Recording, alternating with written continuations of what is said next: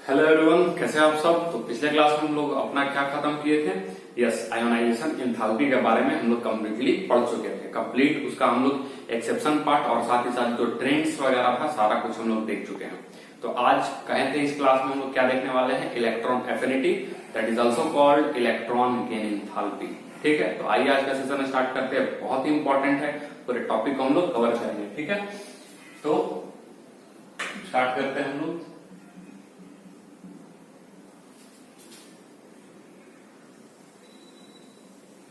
क्या देखने वाले हैं हम लोग, इलेक्ट्रॉन एफिनिटी। ठीक है, इलेक्ट्रॉन एफिनिटी, ठीक है, जिसको हम लोग ई भी कहेंगे। ठीक, और इलेक्ट्रॉन एफिनिटी जो है ये ओल्ड कन्वेंशन के हिसाब से ये नाम है इलेक्ट्रॉन एफिनिटी। ठीक है, और न्यू कन्वेंशन के अनुसार हम लोग कहेंगे electron gain enthalpy.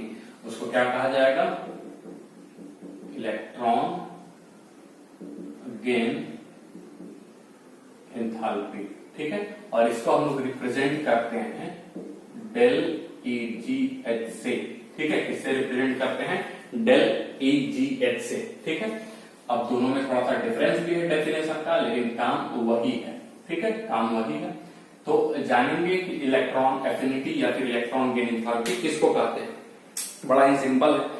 Ionisation energy में हम लोग क्या पढ़े थे कि आइसोलेटेड गैसियस एटम में से आउटर मोस्ट इलेक्ट्रॉन को जब हम लोग बाहर करते हैं तो उसमें जितना amount of minimum amount of energy जो लगता है उसी को हम लोग क्या कहते हैं, आयोनाइजेशन एनर्जी कहते हैं। ठीक है, एनर्जी उसमें देना पड़ता है इलेक्ट्रॉन को निकालने के लिए। हाँ, कहीं कहीं पे जो है वो एनर्जी जो है क्या हो जाता है, देना पड़ता है, लेकिन कहीं कहीं एनर्जी जो है वो क्या हो जाता है, एब्जॉर्ब भी होता है। वो खैर अलग चीज है, वो सारा चीज हम लोग देखे थे। लेकिन आयोनाइजेशन जनरली आपको जो पढ़ना है उसमें अपने को क्या है कि आयोनाइजेशन एनर्जी किसका ज्यादा है किसका कम है, उसी के बारे में हम लोग डिस्कस करते हैं। ठीक है, आई बात समझ में। लेकिन इलेक्ट्रॉन गेन एफिनिटी ये क्या होता है अभी, तो जस्ट इसका रिवर्स हो जाता है। यानी कि इससे पहले क्या हम लोग देखे थे, आयोनाइजेशन एनर्जी वो क्या कह रहा था, तो आइसोलेटेड गैसियस एटम में आउटर मोस्ट सेल से इलेक्ट्रॉन को बाहर निकालना, और बाहर कहां निकालना है, इंफिनिटी में। तो उसमें जो अमाउंट ऑफ एनर्जी लगता है that is called ionisation energy. Is that clear. यहाँ पे electron gain affinity, sorry electron gain enthalpy या फिर इलेक्ट्रॉन एफिनिटी, ठीक है, इसका कहने का मतलब है कि इंफिनिटी से इलेक्ट्रॉन को आउटर मोस्ट सेल में लाने में जो एनर्जी लगेगा या फिर जो एनर्जी बाहर निकलेगा, ठीक है, एनर्जी एक्सचेंज होगा, उसी को हम लोग क्या, और वो भी कहां पे, आइसोलेटेड गैसियस एटम में। ठीक है, कहां पे, isolated gaseous atom. Condition same है, आइसोलेटेड गैसियस एटम में इंफिनिटी से इलेक्ट्रॉन को आउटर मोस्ट सेल में लाके आपको रखना है। उस प्रोसेस में जो एक्सचेंज ऑफ एनर्जी होगा, जो चेंजेस आएगा एनर्जी में, या तो एनर्जी देना पड़ सकता है या फिर एनर्जी वो बाहर निकल सकता है। जनरली तो एनर्जी बाहर निकलता है, लेकिन कई ऐसे केसेस है जहां पे एनर्जी देना भी पड़ता है। वो सारा कुछ हम लोग देखेंगे।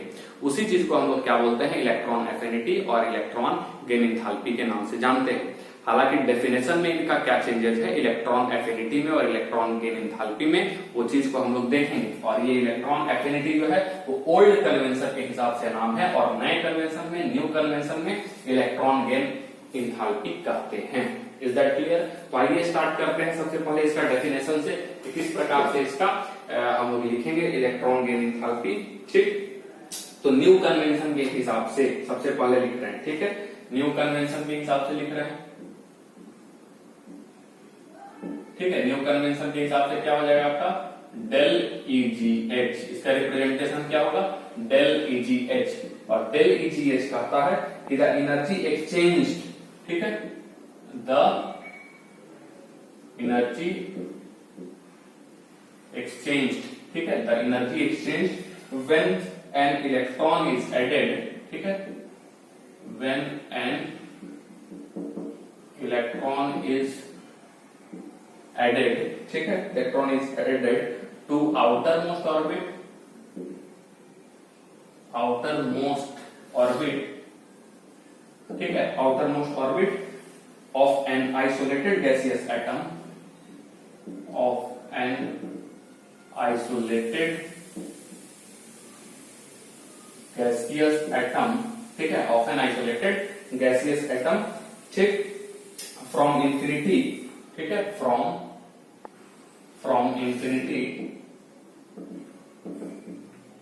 Infinity is known as electron gain enthalpy, electron gain enthalpy, और इसी को क्या बोलेंगे, del Eg H। Is that clear? ध्यान में रखना है, यहाँ पे क्या हो रहा है, एनर्जी एक्सचेंज की बात हो रही है। इस डेफिनेशन में क्या बात हो रही है, एनर्जी एक्सचेंज की, ठीक है। और यदि हम ओल्ड कन्वेंशन से जाएं, ठीक है, ओल्ड कन्वेंशन से यदि हम जाएं, उसको हम लोग किससे रिप्रेजेंट करेंगे, EA, that is electron affinity, ठीक है, उसको क्या बोलेंगे बेटा, इलेक्ट्रॉन एफिनिटी। और इसमें आपको देखने को मिलता है द एनर्जी रिलीज्ड, ये क्या बोलता है, द एनर्जी रिलीज्ड, ठीक है। इसमें किसका बात हो रहा है, एनर्जी रिलीज होने का, यानी कि इलेक्ट्रॉन जब हम उसमें ऐड करेंगे तो एनर्जी क्या होगा बेटा, रिलीज होगा, ठीक है। और आयोनाइजेशन में क्या होता था, अपने को एनर्जी देना पड़ता था, तब इलेक्ट्रॉन वहां से बाहर निकलता था। Is that clear? Minimum amount of energy required to remove outer most shell electron in isolated gaseous atom, ठीक है, टू इंफिनिटी इज कॉल्ड क्या था, आयोनाइजेशन एनर्जी। लेकिन यहाँ पे बेसिकली आपका क्या होगा, जब इलेक्ट्रॉन देंगे तो वो क्या होगा, एनर्जी क्या करेगा, वो सिस्टम रिलीज करेगा, उसी को क्या बोल रहा था ये, इलेक्ट्रॉन एफिनिटी, ठीक। जनरली ऐसा देखा जाता था। तो the energy release when an electron, बाकी सारा सेम रहेगा, electron is added to outer most shell, ठीक है, आउटर मोस्ट ऑर्बिट, ऐसा लिख देते हैं, outer most orbit of an isolated gaseous atom from infinity, ठीक है, is known as electron affinity. इसी को क्या बोला जाएगा, इलेक्ट्रॉन एफिनिटी कहा जाएगा। तो यहाँ पे क्या है, एनर्जी रिलीज, और यहाँ क्या बोल रहा है, एनर्जी एक्सचेंज। तो कहने का मतलब ये है कि ओल्ड कन्वेंशन में क्या बोला था कि इलेक्ट्रॉन को जब हम लोग डालेंगे आउटर मोस्ट ऑर्बिट में इंफिनिटी से, तो एनर्जी होना क्या चाहिए, रिलीज होता है, ठीक है, एनर्जी रिलीज होगा, उसी चीज को हम लोग कहेंगे इलेक्ट्रॉन एफिनिटी। लेकिन यदि हम बात करें, ठीक है, न्यू कन्वेंशन में, तो उसने क्या बोला है, एनर्जी एक्सचेंज। तो एनर्जी एक्सचेंज जो होता है वो दो प्रकार का होता है, एक हो सकता है एनर्जी एब्जॉर्ब हो, और दूसरा हो सकता है एनर्जी क्या हो, रिलीज हो, ठीक है। तो जब एनर्जी रिलीज होगा, यानी कि एनर्जी बाहर निकलता है, तो आप ऐसा समझ सकते हैं कि सिस्टम को, जिस सिस्टम से इलेक्ट्रॉन एनर्जी जो है वो बाहर निकल रहा है, उस सिस्टम को क्या हो रहा है, नुकसान हो रहा है। तो इसीलिए हम लोग डेल Eg का रिप्रेजेंटेशन निगेटिव में करेंगे यदि इलेक्ट्रॉन एनर्जी क्या हो रहा है, बाहर निकल रहा है। लेकिन यदि किसी भी तरीके से, किसी भी सिचुएशन में एनर्जी एब्जॉर्ब हो, एनर्जी अपने को देना पड़े उस सिस्टम को, तो उस सिस्टम को एनर्जी के पॉइंट ऑफ व्यू से क्या हो रहा है, फायदा हो रहा है, ठीक है। तो उसको हम लोग क्या बोलेंगे, एनर्जी एब्जॉर्ब हो रहा है, और उस कंडीशन में डेल Eg का वैल्यू को हम लोग क्या लिखेंगे, पॉजिटिव में लिखते हैं। Is that clear? ये समझ में आया? हम डेल Eg को पॉजिटिव कब लिखेंगे, डेल Eg को निगेटिव कब लिखेंगे। एनर्जी एक्सचेंज में हो सकता है एब्जॉर्ब हो सकता हो क्या हो, रिलीज हो। यदि रिलीज होगा तो क्या होगा, सिस्टम को घाटा, यानी उससे बाहर निकल रहा है, तो साइन क्या होगा, निगेटिव। और यदि पॉजिटिव होगा कब, जब एब्जॉर्ब करेगा तब। क्लियर? लेकिन यहाँ इस ओल्ड कन्वेंशन को भी समझ लेना है, एनर्जी क्या बोल रहा है, रिलीज। तो एनर्जी रिलीज ही होगा, उसी को हम लोग क्या कहेंगे, इलेक्ट्रॉन एफिनिटी, ठीक है। यानी कि यदि इलेक्ट्रॉन एफिनिटी का वैल्यू पॉजिटिव में दिया हुआ है, यदि इलेक्ट्रॉन एफिनिटी का वैल्यू पॉजिटिव में है, इसका मतलब ये है कि उससे एनर्जी रिलीज ही हो रहा है। Is that clear? उसका मतलब ये है कि उससे एनर्जी क्या हो रहा है, रिलीज ही हो रहा है। अकॉर्डिंग टू डेफिनेशन रिलीज होना चाहिए। तो भाई यदि बोल रहा है 340 किलो जूल पर मोल है इलेक्ट्रॉन एफिनिटी, क्या बोल रहा है, 340 किलो जूल है क्या इलेक्ट्रॉन एफिनिटी, इसका मतलब वो रिलीज वाला एनर्जी उतना बता रहा है। Are you getting my point? Clear हो रहा है? लेकिन यदि कह दिया कि इलेक्ट्रॉन एफिनिटी का वैल्यू -40 है, सपोज दैट -40 है, तो माइनस मतलब इलेक्ट्रॉन एफिनिटी को नुकसान हुआ। तो इलेक्ट्रॉन एफिनिटी को कब नुकसान होगा? जब एनर्जी रिलीज के जगह अपने को एनर्जी देना पड़ेगा। क्लियर है? इसका मतलब ये समझ में अपने को आता है कि जब साइन की बात करेंगे तो इलेक्ट्रॉन एफिनिटी और इलेक्ट्रॉन गेन एंथैल्पी आपस में जस्ट अपोजिट हो जाएगा, क्योंकि ये क्या बोलता है कि हम जो साइन है वो देंगे एनर्जी एक्सचेंज के अकॉर्डिंग, यानी एनर्जी बाहर निकल रहा है तो हम डायरेक्ट माइनस दे देंगे। लेकिन ये क्या बोलता है, यानी कि सिस्टम को नुकसान हुआ, हम क्या देंगे? Minus sign. लेकिन ये क्या बोलता है? नहीं नहीं, हम तो डेफिनेशन में ही बोल रहे हैं एनर्जी रिलीज। तो एनर्जी रिलीज का ही हम बात कर रहे हैं। इलेक्ट्रॉन एफिनिटी मतलब इलेक्ट्रॉन एनर्जी रिलीज। तो एनर्जी रिलीज यानी कि यदि वैल्यू जो है वो क्या दिया हुआ है? पॉजिटिव में, यानी इलेक्ट्रॉन यानी एनर्जी जो है वो रिलीज ही कर रहा है, यानी इलेक्ट्रॉन एफिनिटी हो रहा है। ठीक है, इलेक्ट्रॉन को डाल रहे हैं तो एनर्जी रिलीज हो रहा है, तो उसको हम लोग पॉजिटिव में लिख देंगे। लेकिन यदि हम निगेटिव में लिख रहे हैं, यानी कि मेरे डेफिनेशन के अनुसार हमको नुकसान हो रहा है, यानी कि जहां एनर्जी निकलना चाहिए वहां एनर्जी निकल नहीं रहा है, वहां पे अपने को एनर्जी देना पड़ रहा है। लेकिन ये क्या बोल रहा है? यदि एनर्जी अपने को देना पड़ रहा है, एब्जॉर्ब कर रहा है, तो सिस्टम को फायदा हो रहा है एक तरह से, तो उसको हम लोग पॉजिटिव में लिखेंगे। इसका साफ तौर पे ये मतलब होता है कि दोनों का साइन जो होगा जस्ट अपोजिट होगा, यानी कि electron gain enthalpy del EgH यदि कहीं पे निगेटिव है तो इसका मतलब है वो EA के लिए क्या होगा? पॉजिटिव होगा। और यदि इसका वैल्यू कहीं पे पॉजिटिव है तो इसका मतलब है कि इसके लिए वो बात क्या हो जाएगा? निगेटिव हो जाएगा। यानी दोनों में रिलेशन क्या हो गया? जस्ट अपोजिट साइन का। ये बात ध्यान में रखना है। कई जगह तो ये चीज समझ में ही नहीं आता बच्चों को कि ये प्लस माइनस, इलेक्ट्रॉन एफिनिटी में प्लस और इसका इलेक्ट्रॉन गेन एंथैल्पी में माइनस, ये साइन का चक्कर क्या है? तो जब इलेक्ट्रॉन गेन एंथैल्पी बोले तो आपको एनर्जी एक्सचेंज को ध्यान में रखना है, और जब इलेक्ट्रॉन एफिनिटी कहे तो एनर्जी रिलीज के बारे में बात करना है। बात समझ में आ गया? तो एनर्जी एक्सचेंज कब? व्हेन इलेक्ट्रॉन एडेड होगा आउटर मोस्ट ऑर्बिट से, ठीक है, आइसोलेटेड गैसेस एटम के लिए, और फ्रॉम इंफिनिटी। ठीक है, फ्रॉम इंफिनिटी, इसी को हम लोग क्या बोलेंगे? इलेक्ट्रॉन गेन एंथैल्पी कहेंगे। Is that clear? यानी कि हम इसका रिलेशन क्या लिख सकते हैं कि डेल EgH जो होगा is equal to minus EA। क्या लिख सकते हैं? एक ही बात हो गया। ठीक है, यानी कि EgH का यदि वैल्यू पॉजिटिव रहेगा यानी इसके लिए क्या होगा? नुकसानदायक होगा। कहने का मतलब सेम हम कह रहे हैं। ठीक है, कि यदि EA, ठीक है, यदि EA आपका क्या रहेगा बेटा?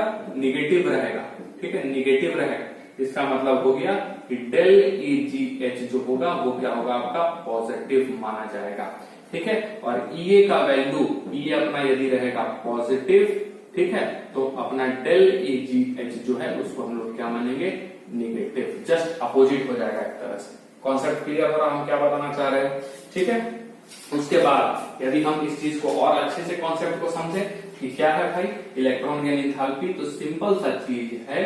ठीक है, सिंपल सा चीज है कि इससे पहले 2 इलेक्ट्रॉन, उसके बाद 1 2 3 4 5 6 7 मान लेते हैं 7। ठीक है, तो एक आउटर इलेक्ट्रॉन को, ठीक है, आउटर इलेक्ट्रॉन को लाना, मान लेते हैं कोई इलेक्ट्रॉन, ठीक है, इलेक्ट्रॉन, और ये इलेक्ट्रॉन कहाँ है? इंफिनिटी में, और इंफिनिटी से इस इलेक्ट्रॉन को इस सेल में हम ले आएंगे, इस ऑर्बिट में ले आएंगे, तो इसी को हम लोग क्या बोलेंगे? और इससे जो amount of energy release exchange होगा, जो एक्सचेंज ऑफ एनर्जी पाया जाएगा, यानी हो सकता है एनर्जी रिलीज हो या हो सकता है एनर्जी अपने को देना पड़े।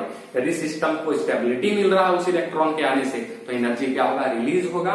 ठीक है, केमिस्ट्री में एक लाइन ध्यान में रखना है कि मोर स्टेबिलिटी लेस एनर्जी। जितना ज्यादा स्टेबिलिटी को पाएगा उतना ही कम उसके पास एनर्जी होगा। यानी यदि स्टेबिलिटी को पा रहा है तो एनर्जी क्या करेगा? रिलीज करेगा। ठीक है, इलेक्ट्रॉन देने के बाद यदि स्टेबल हो रहा है तो क्या होगा? वो एनर्जी रिलीज करेगा। और यदि इलेक्ट्रॉन देने के बाद यदि वो अनस्टेबल टाइप फील कर रहा है, कॉन्फ़िगरेशन में अनस्टेबल हो गया, तो इसका मतलब क्या होगा? अपने को और एक्स्ट्रा उसको एनर्जी दे करके उस इलेक्ट्रॉन को सेटल करना है वहां पर। ठीक है, समझ में आया? बात क्लियर है? अब ऐसे भी समझ सकते हैं कि सपोज मान लेते हैं यहाँ पे पहले से 7 इलेक्ट्रॉन है, तो 1 इलेक्ट्रॉन और आ जाएगा तो बहुत अच्छी बात है भाई, स्टेबल हो जाएगा। ठीक है, 8 कॉन्फ़िगरेशन हो जाएगा। लेकिन पहले से ही 8 कॉन्फ़िगरेशन है, तब 1 इलेक्ट्रॉन लाने में क्या होगा? बहुत मेहनत होगा, क्योंकि नोबल गैस कॉन्फ़िगरेशन में हम जबरदस्ती इलेक्ट्रॉन हम डाल रहे हैं, तो वहां पे एनर्जी अपने को क्या लगेगा? बहुत ज्यादा लगेगा। ठीक है, एनर्जी देना पड़ेगा, यानी इलेक्ट्रॉन एफिनिटी क्या हो जाएगा? नुकसान में चला जाएगा। ठीक है, बेसिकली इलेक्ट्रॉन रिलीज की बात होनी चाहिए। इलेक्ट्रॉन जितना निकलेगा, लेकिन यहाँ एनर्जी जितना निकलेगा लेकिन एनर्जी निकल नहीं रहा है, इसका मतलब इलेक्ट्रॉन गेन एंथैल्पी उसका क्या हो जाएगा? लेस हो जाएगा, कम हो जाएगा। ठीक है, तो अब यदि हम बात करें थोड़ा सा, और ये क्या कंडीशन रहेगा, तो आइसोलेटेड गैसियस एटम में कंडीशन क्या रहेगा, आइसोलेटेड, ठीक है, आइसोलेटेड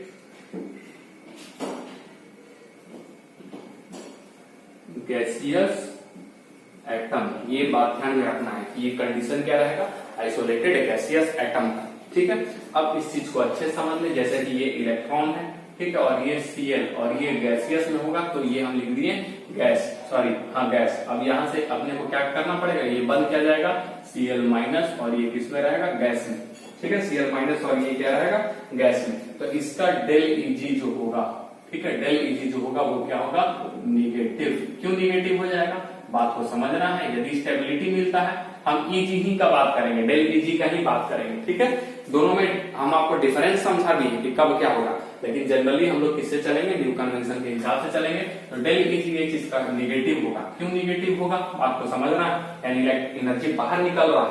कैसे, तो यहाँ पे इसका कॉन्फ़िगरेशन जो था, लास्ट में कितने इलेक्ट्रॉन है, 7, ठीक है, क्लोरीन के लास्ट में कितने इलेक्ट्रॉन है, 7। क्या कॉन्फ़िगरेशन था, 3s2 और 3p कितने थे, 5, ठीक है। लेकिन एक इलेक्ट्रॉन मिलने के बाद क्या हो जाएगा, 3s2 और 3p क्या हो जाएगा, 6। ये स्टेबल कॉन्फ़िगरेशन को अचीव कर लिया, ठीक है, स्टेबल कॉन्फ़िगरेशन, ठीक है, स्टेबल कॉन्फ़िगरेशन यानी कि नोबल गैस कॉन्फ़िगरेशन। तो इसके कारण क्या होगा, एनर्जी बाहर निकलेगा, इसीलिए डेल Eg जो है वो क्या हो जाएगा, निगेटिव कहलाने लगेगा, ठीक है। लेकिन इसी में एक पॉइंट जो है हम ऐसे दे दें, इलेक्ट्रॉन हम डाल रहे हैं किसमें, नियोन में। नियोन जो कि पहले से नोबल गैस होता है, इसका कॉन्फ़िगरेशन क्या हो जाएगा, इसका कॉन्फ़िगरेशन 3s2 और 3p6 है, ठीक है, 2s2 और 2p क्या हो जाएगा, 6 है। हीलियम के बाद नियोन, तो सेकेंड पीरियड का है। तो इसमें यदि हम इलेक्ट्रॉन डालेंगे तो ये क्या बन जाएगा, Ne माइनस और ये गैसियस। अब इसका कॉन्फ़िगरेशन जो क्या हो जाएगा, वो 2s2 और 2p6 और 3s क्या हो जाएगा, 1। ये एक अनस्टेबल कॉन्फ़िगरेशन हो जाएगा। ये क्या हो जाएगा, ये अनस्टेबल कॉन्फ़िगरेशन देखने को मिलेगा। ये बेसिकली क्या है, अनस्टेबल कॉन्फ़िगरेशन, ठीक है, अनस्टेबल कॉन्फ़िगरेशन। तो इस कंडीशन में ये अपने को और एनर्जी देना पड़ जाएगा, क्योंकि पहले से ही ये क्या था, स्टेबल था। तो इसमें इलेक्ट्रॉन डालने के लिए अपने को और एनर्जी देना पड़ा, इसके कारण सिस्टम को हम एनर्जी दिए, तो ये क्या हो जाएगा, आपका पॉजिटिव वैल्यू डेल Eg का होगा। बोलिए आप क्या मेरे पॉइंट को समझ पा रहे हैं, आई होप कि आप समझ पा रहे हैं अच्छे से। अब एक नोट यहाँ पे आपको लिखना है, नोट तो 4 है, लेकिन एक एक करके धीरे धीरे करके हम लोग लिखेंगे। तो पहला नोट क्या बोल रहा है कि del Eg can be positive, ठीक है, del Eg can be positive, ठीक है, निगेटिव और 0, ठीक है, कहीं कहीं 0 भी या ऑलमोस्ट 0 हम कह सकते हैं। तो हम क्या बोले, पहला आपके लिए नोट क्या है कि डेल Eg जो होगा वो पॉजिटिव भी हो सकता है, निगेटिव भी हो सकता है और मे बी 0 भी हो सकता है। पॉजिटिव निगेटिव देख लिए, 0 तो नहीं मिलता, लेकिन ऑलमोस्ट 0 हम उसको मान करके चलते हैं कहीं कहीं, ठीक है। ये पहला नोट था। अब हम देखने वाले हैं इसके बारे में, तो अब हम लोग देखने वाले हैं सक्सेसिव, ठीक है, इलेक्ट्रॉन गेन एंथैल्पी या इलेक्ट्रॉन एफिनिटी, सक्सेसिव Eg, ठीक है, सक्सेसिव, ठीक है, डेल Eg ये लिखने वाले, और ये इंपॉर्टेंट है, ये भी ध्यान में रखना है, ये क्या है, इंपॉर्टेंट है। अब आपको समझना है, जैसे कि हम एक एग्जांपल ले लें, इलेक्ट्रॉन और प्लस O, ठीक है, ऑक्सीजन, और ये किसमें है, गैसियस में, ये क्या बन गया, O-, ये क्या बन गया आपका O-, और ये भी किसमें रहेगा बेटा, आपका गैसियस में ही रहने वाला है, ठीक है। और इसका डेल Eg जो होगा, डेल Eg, और ये डेल Eg हम 1 मान लेते हैं। पहला इलेक्ट्रॉन यदि हम डालें, सक्सेसिव आयोनाइजेशन एनर्जी आपको याद होगा, उसमें हम लोग क्या किए थे, बार बार इलेक्ट्रॉन को बाहर निकाले थे। तो सक्सेसिव Eg जो है उसमें क्या करेंगे, बार बार इलेक्ट्रॉन को डालेंगे। तो ऑक्सीजन गैसियस एटम में हम क्या किया, आइसोलेटेड एटम में इलेक्ट्रॉन को जब डाले तो वो किसमें कन्वर्ट हो गया, O- में, और डेल Eg जो है वो क्या है, इसका हम एक वैल्यू लिख देते हैं, -142 किलो जूल पर मोल, -142 किलो जूल पर मोल, ये आपका वैल्यू आ गया, ठीक है। मान लेते हैं ये एक्सपेरिमेंटल वैल्यू टाइप है। अब ये माइनस हुआ, यानी कि एनर्जी क्या हुआ, रिलीज हुआ, होना भी चाहिए, एनर्जी क्या हुआ, रिलीज हुआ, ठीक है। अब जो है, अब क्या किया हम इसमें कि एक इलेक्ट्रॉन और डाले, किसमें, इस O- में, ठीक है। O-, जो O- बना उसमें एक इलेक्ट्रॉन और डाले, गैसियस, अब ये क्या हो गया, O-2, ये हो गया, यानी कि ऑक्साइड का फॉर्मेशन बेसिकली देखा जा रहा है, ठीक। अब इसमें जो है डेल EgH1 यानी 2 जो है वो क्या हो जाता है, प्लस 842 किलो जूल पर मोल का आता है। कहने का मतलब ये है कि जब हम पहला इलेक्ट्रॉन को जब हम लोग इसमें डालें तो ठीक है भाई, एनर्जी रिलीज हो रहा है, पहला जब इलेक्ट्रॉन को डालें तो एनर्जी रिलीज करता हुआ नजर आ रहा है, लेकिन जैसे ही हम दूसरा इलेक्ट्रॉन को डाल रहे हैं तो उसमें क्या हो रहा है, अपने को एनर्जी देना पड़ रहा है, और इतना एनर्जी देना पड़ रहा है, दैट इज देखिए इसका तकरीबन 4 टाइम से भी ज्यादा हो जा रहा है, ठीक है। 4 to 5 टाइम्स तकरीबन आ रहा है, तो ये एनर्जी जो अपने को देना पड़ रहा है वो कितना हो जा रहा है सिस्टम को, 842 किलो जूल पर मोल, प्लस 842 किलो जूल पर मोल। अब क्यों एनर्जी देना पड़ रहा है भाई, एक इलेक्ट्रॉन जब भी एनर्जी बाहर निकला, ये तो समझ में आ रहा है, इलेक्ट्रॉन एफिनिटी ये भी कहता है, लेकिन अपने को एनर्जी इस बार इसलिए देना पड़ रहा है कि जैसे ही एक इलेक्ट्रॉन इसमें आया तो ये नेगेटिव ऑलरेडी हो गया, नेगेटिव क्या हो गया, ऑलरेडी हो गया। तो जब हम दूसरा इलेक्ट्रॉन इसमें हम डालेंगे तो इस नेगेटिव के साथ, यानी कि जो एक एक्स्ट्रा इलेक्ट्रॉन यहाँ पे गया है उस इलेक्ट्रॉन के साथ इसका जो क्या होगा, वो क्या होगा, रिपल्सन होगा, और उस रिपल्सन से ओवरकम करने के लिए अपने को और बहुत ज्यादा एनर्जी जो है वहां पे सप्लाई करना पड़ेगा इस एक्स्ट्रा इलेक्ट्रॉन को सेटलमेंट करने के लिए, ठीक है। जिसके कारण यहाँ पे क्या आया है, प्लस 842 किलो जूल पर मोल का आया। तो एक बात तो फिक्स है कि जो पहला होगा, यानी कि डेल EgH जो पहला वाला होगा वो पॉजिटिव भी हो सकता है, नेगेटिव भी हो सकता है और जीरो भी हो सकता है, लेकिन जो दूसरा EgH होगा, ठीक है, डेल EgH जो 2 है वो हमेशा पॉजिटिव ही रहेगा, क्योंकि एक इलेक्ट्रॉन देने के बाद न्यूट्रल वाले में एक इलेक्ट्रॉन देने के बाद वो नेगेटिव आ जाएगा, और फिर से यदि हम उसमें इलेक्ट्रॉन देंगे तो अपने को एक्स्ट्रा एनर्जी की जरूरत पड़ेगी, यानी कि दूसरा वाला जो नोट यहीं पे हम लिखवा देते हैं, ठीक है। अच्छा, इसको थोड़ा सा ओवरऑल भी कर लेते हैं, ठीक है। हम क्या बोले कि ये वाला हमेशा क्या आएगा, आपका पॉजिटिव वैल्यू ही आएगा, और यदि हम ओवरऑल यदि बात करें, ओवरऑल यदि हम ये क्या हो जाएगा, नेगेटिव वाला और ये नेगेटिव क्या हो जाएगा, कैंसिल आउट कर देंगे हम लोग, ठीक है। तो ओवरऑल अपने को क्या मिलेगा, यहाँ से 2 इलेक्ट्रॉन हम दे रहे हैं किसमें, O गैसियस में, और ये कन्वर्ट हो रहा O-2 गैसियस में, ठीक है। और डेल EgH1 + 2 दोनों को मिला देंगे हम लोग, ठीक है, यानी कि डेल H, ठीक है, change in enthalpy, del H का मतलब होता है चेंज इन एंथैल्पी, मतलब कितना चेंज आया, तो डेल H = क्या हो जाएगा, डेल EgH1 प्लस, ठीक है, डेल EgH ये 2, तो इसका मतलब जो है वैल्यू क्या आपका निकल करके आएगा, -142 + 842, तकरीबन ये आपका निकल के आ जाएगा 600 किलो जूल पर मोल, ठीक है, 600 kilojoule, sorry 700 kilojoule per mole, और ये भी किसमें आएगा, पॉजिटिव में, यानी कि ओवरऑल जो आपका एनर्जी आएगा सक्सेसिव में वो भी क्या आएगा बेटा आपका, यस, पॉजिटिव वैल्यू ही आएगा।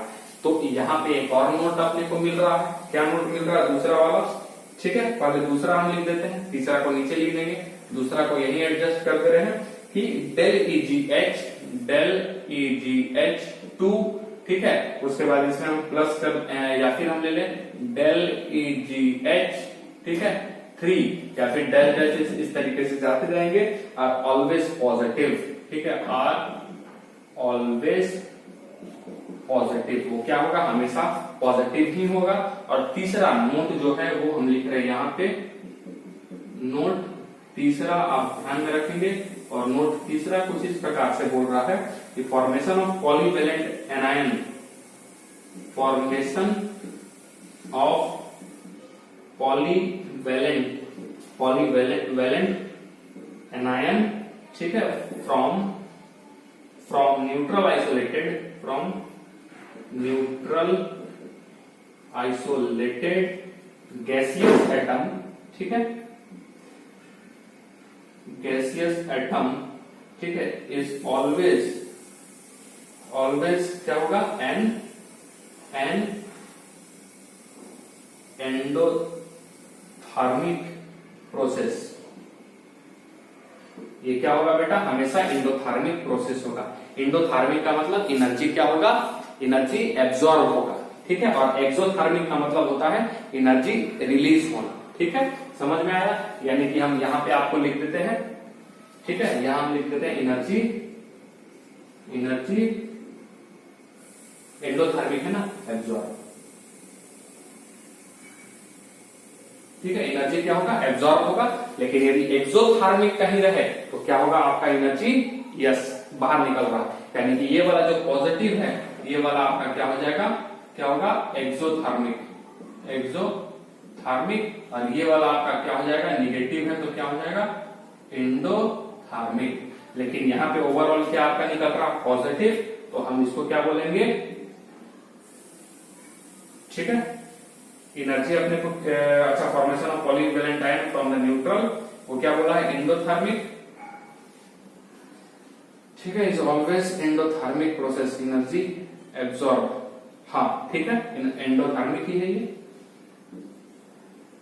एंडोथर्मिक। ठीक है, क्लियर रहेगा क्या चल रहा है ये पूरा। ठीक, अब इधर देखेंगे, इसके बाद कुछ एनायन बना करके देखते हैं। ठीक है,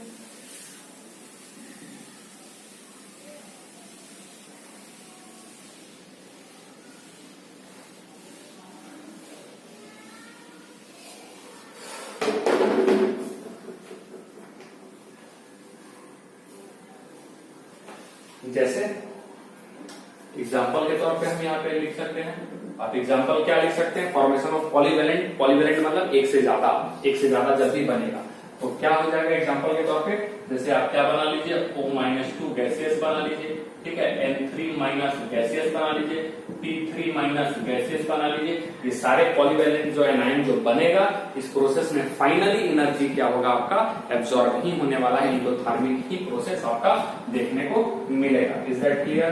ठीक है, अब एग्जाम्पल देख लेते हैं। ठीक है, इसको ऐसे समझते हैं, ये तो इसका हो गया, नोट वाले का ही ये पार्ट है, ध्यान में रखेंगे। अब यदि अपने को ऐसे मिले, इसमें इलेक्ट्रॉन, ठीक है, इलेक्ट्रॉन और क्या हो जाएगा, ये N, इसमें रखे गैसियस, तो ये क्या हो जाएगा, N-, क्या बनेगा ये N-, इसमें गैसियस में, और इसका जो है डेल EGH जो है वो क्या देखा गया आपका, निगेटिव है, सॉरी पॉजिटिव, क्या देखा गया, पॉजिटिव। अब क्यों ऐसा हो रहा है भाई, ऐसा तो हम, लेकिन हाँ पहला नोट में ही लिखवाए थे, डेल EGH जो होगा, यदि पहला वाला, ठीक है, पहला वाला यदि सक्सेसिव जा रहे हैं तो पॉजिटिव भी हो सकता है, निगेटिव भी हो सकता है, जीरो निगेटिव तो हम लोग यहाँ देख लिए, सिस्टम यदि स्टेबल हो रहा है तो वो क्या होगा, निगेटिव। लेकिन कहीं कहीं पॉजिटिव भी हो सकता है। अब पॉजिटिव क्यों हो रहा है वो बता रहा। अब एक इलेक्ट्रॉन और यदि हम इसमें दें, इसमें N- गैसियस में, तो ये बेटा क्या हो जाएगा, N2- और ये गैसियस में, और अपने को सेकंड वाला तो पता है वो क्या होगा, ऑलवेज पॉजिटिव, यानी कि डेल EGH, ये 2, ठीक है, इसको ऐसे लिख, ठीक है, ये 2 इज इक्वल टू क्या हो जाएगा आपका, पॉजिटिव। और यदि हम एक इलेक्ट्रॉन और दे दें तो ये क्या हो जाएगा, N-2 गैसियस में, और ये क्या हो जाएगा, N-3 गैसियस, और इसका डेल EGH जो है वो 3 भी क्या होगा, पॉजिटिव। यहाँ पे ये पॉजिटिव क्यों आया उसको समझना है, क्यों, क्योंकि नाइट्रोजन का कॉन्फ़िगरेशन आप करेंगे तो क्या हो जाएगा, 2s2 और 2p3, 2s2 और 2p3, और ये 2p3 जो है वो हाफ फील्ड वाला कॉन्सेप्ट आ जाएगा, हाफ फील्ड ऑर्बिटल। ठीक है, ये क्या हो जाएगा आपका इसमें, ठीक है, हाफ फील्ड ऑर्बिटल है। हाफ फील्ड ऑर्बिटल जो क्या करता है, आपको स्टेबिलिटी लाता है, सो स्टेबिलिटी। ठीक है, अब स्टेबिलिटी के कारण क्या हो गया, इसके पास स्टेबिलिटी है, हाफ फील्ड ऑर्बिटल वाला 2p3 है। ठीक है, बताए थे ना, तो यहाँ पे इलेक्ट्रॉन जब डालेंगे तो एनर्जी रिलीज ना होकर के अपने को एक्स्ट्रा एनर्जी देना पड़ जाएगा, ये कॉन्सेप्ट है। और ये बात समझ में आया। और यदि हम ओवरऑल करते हैं, ठीक है, ओवरऑल करते हैं तो क्या हो जाएगा, 3 इलेक्ट्रॉन प्लस N गैसियस में, जिससे क्या बन रहा है अपने को, N-3 गैसियस बन रहा है। ठीक है, और इनका जो होगा यानी कि डेल EG1 सारा जो होगा वो ओवरऑल सारा क्या हो जाएगा आपका, पॉजिटिव ही हो जाएगा, यानी कि डेल H। ठीक है, del H is equal to क्या, del EGH1 plus del EGH2 plus del EGH3 is equal to क्या होगा, ये बेटा आपका वैल्यू पॉजिटिव ही होगा। हो सकता है क्वेश्चन केवल यही दे दे, ये साइन ना दे, ठीक है, और पूछने के लास्ट वाला ये वाला डेल H का वैल्यू क्या होगा, पॉजिटिव या निगेटिव होगा। तो ये आपको खुद समझना होगा कि वहां पे जो है इलेक्ट्रॉन देने से एनर्जी बाहर निकलेगा या फिर एब्जॉर्ब होगा, वो सारा कुछ आपको खुद समझना है। यानी कि एनर्जी चेंज जो है वो किस प्रकार से एनर्जी चेंज होगा, पॉजिटिव होगा या निगेटिव होगा, ये समझते हुए आपको कंप्लीट इसको बनाना पड़ सकता है। ठीक है, आई बात समझ में। अब एक चीज है कि why successive del EGH is negative. ठीक है, ठीक है, ये चीज जरा सा समझना है कि वाई सॉरी पॉजिटिव, गलत बोल रहा है।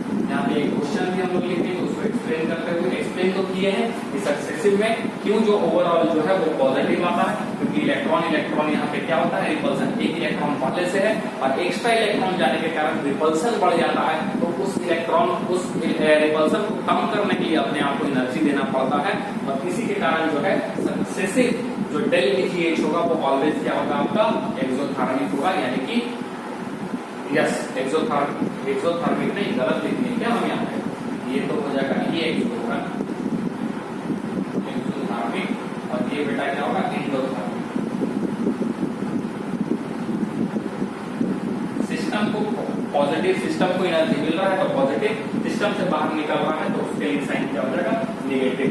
तो क्वेश्चन के फॉर्म में हम लिख रहे हैं वाई सक्सेसिव डेल EGH। ठीक है, वाई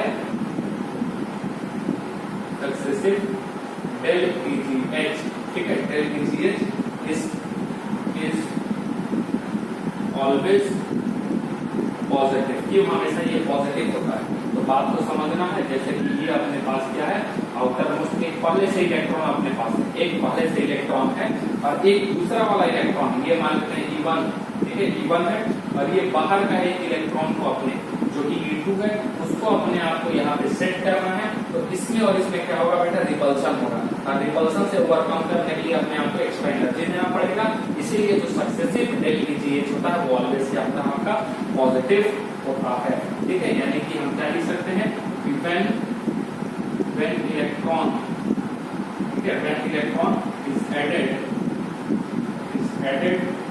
to anion, ठीक है, anion energy is released, anion यानी कि ये वाला anion बन चुका है इसमें। ठीक है, energy is released, ठीक है, to overcome electron repulsion, electron repulsion, hence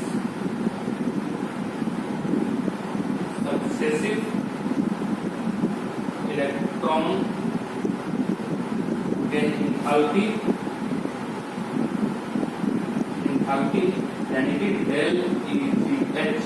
ठीक है, और इसमें क्या आ जाएगा आपका, इसमें क्या आ जाएगा EGH del EGH1 sorry 2 del EGH3। ठीक है, आर ऑलवेज पॉजिटिव, हमेशा क्या पाया जाएगा बेटा, पॉजिटिव ही पाया जाएगा। और ये बात आपको समझ में आ रहा है। अब इसमें थोड़ा सा और हम लोग देखते हैं, एक चीज और आपको बताते हैं यहाँ पे इसी के बारे में। ये जो है यानी कि क्या बन रहा है, ये यहाँ से यहाँ में, और मतलब कि और क्या हम इसमें आपको बता रहे हैं, वो देखिए पहले भी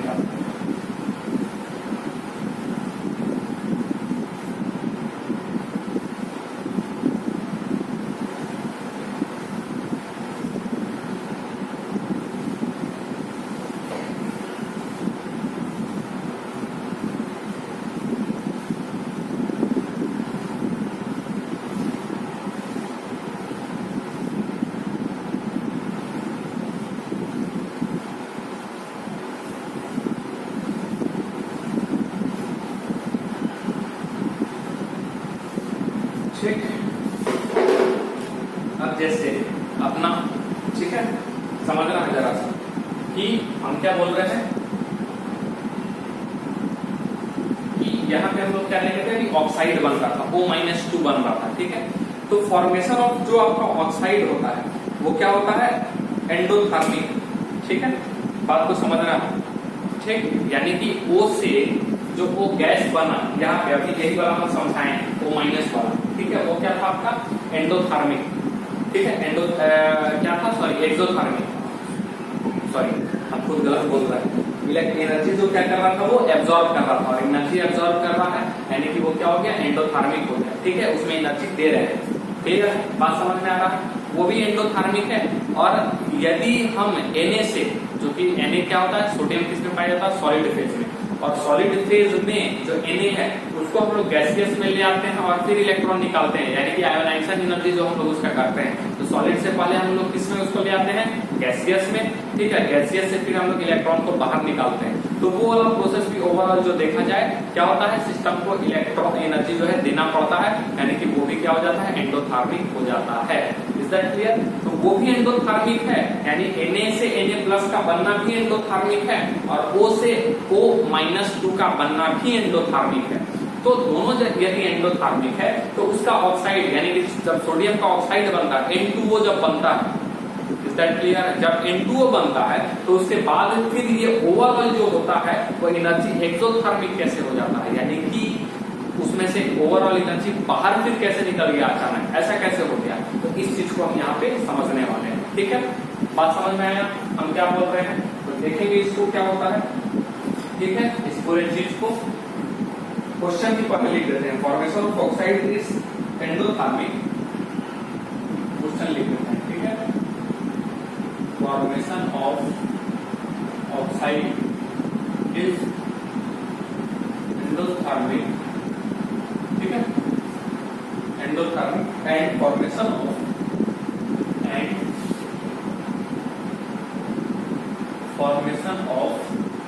ठीक है Na+ gaseous from Na solid, की सॉलिड में होता है। ठीक है, is also endothermic,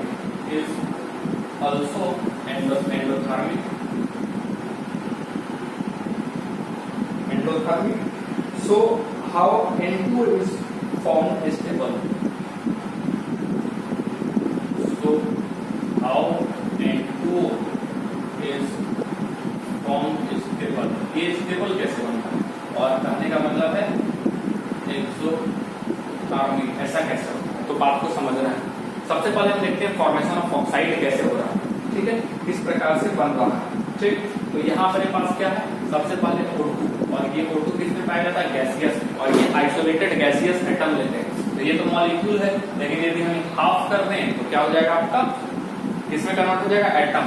लेकिन ये हाफ कैसे होगा, ये तो हम इक्वेशन के लिए हाफ ले रहे हैं। तो इस O2 को, ये वाला जो अपना O2 है, O डबल बॉन्ड, सबसे पहले इसको ब्रेक करना होगा, और ब्रेक करने के लिए क्या लगेगा अपने को, बॉन्ड एनर्जी।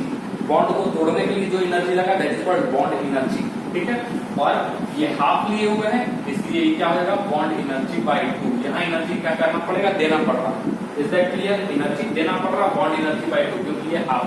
ठीक, और यदि कुछ नहीं होता तो केवल हम क्या लिख देते हैं, आपका बॉन्ड एनर्जी लिख देते हैं, जिससे ये किसमें कन्वर्ट होगा, O गैसियस में कन्वर्ट होगा। अरे गेटिंग माय डियर? ठीक है, अब यहां से हम लोग इसको क्या देंगे, डेल EgH। ठीक है, डेल EgH1। ठीक है, डेल EgH1, इससे ये कन्वर्ट होगा O- गैसियस में, इससे ये कन्वर्ट किसमें होगा, O- गैसियस में। ठीक, और यहां से, ठीक, यहां से ये क्या होगा आपका, हम लोग देंगे डेल EgH2, जिससे ये कन्वर्ट होगा आपका O-2 गैसियस में, यानी यहां से लेकर के यहां तक बनने का ये प्रोसेस। ठीक है, ऑक्साइड ये बना, क्या बना, ऑक्साइड।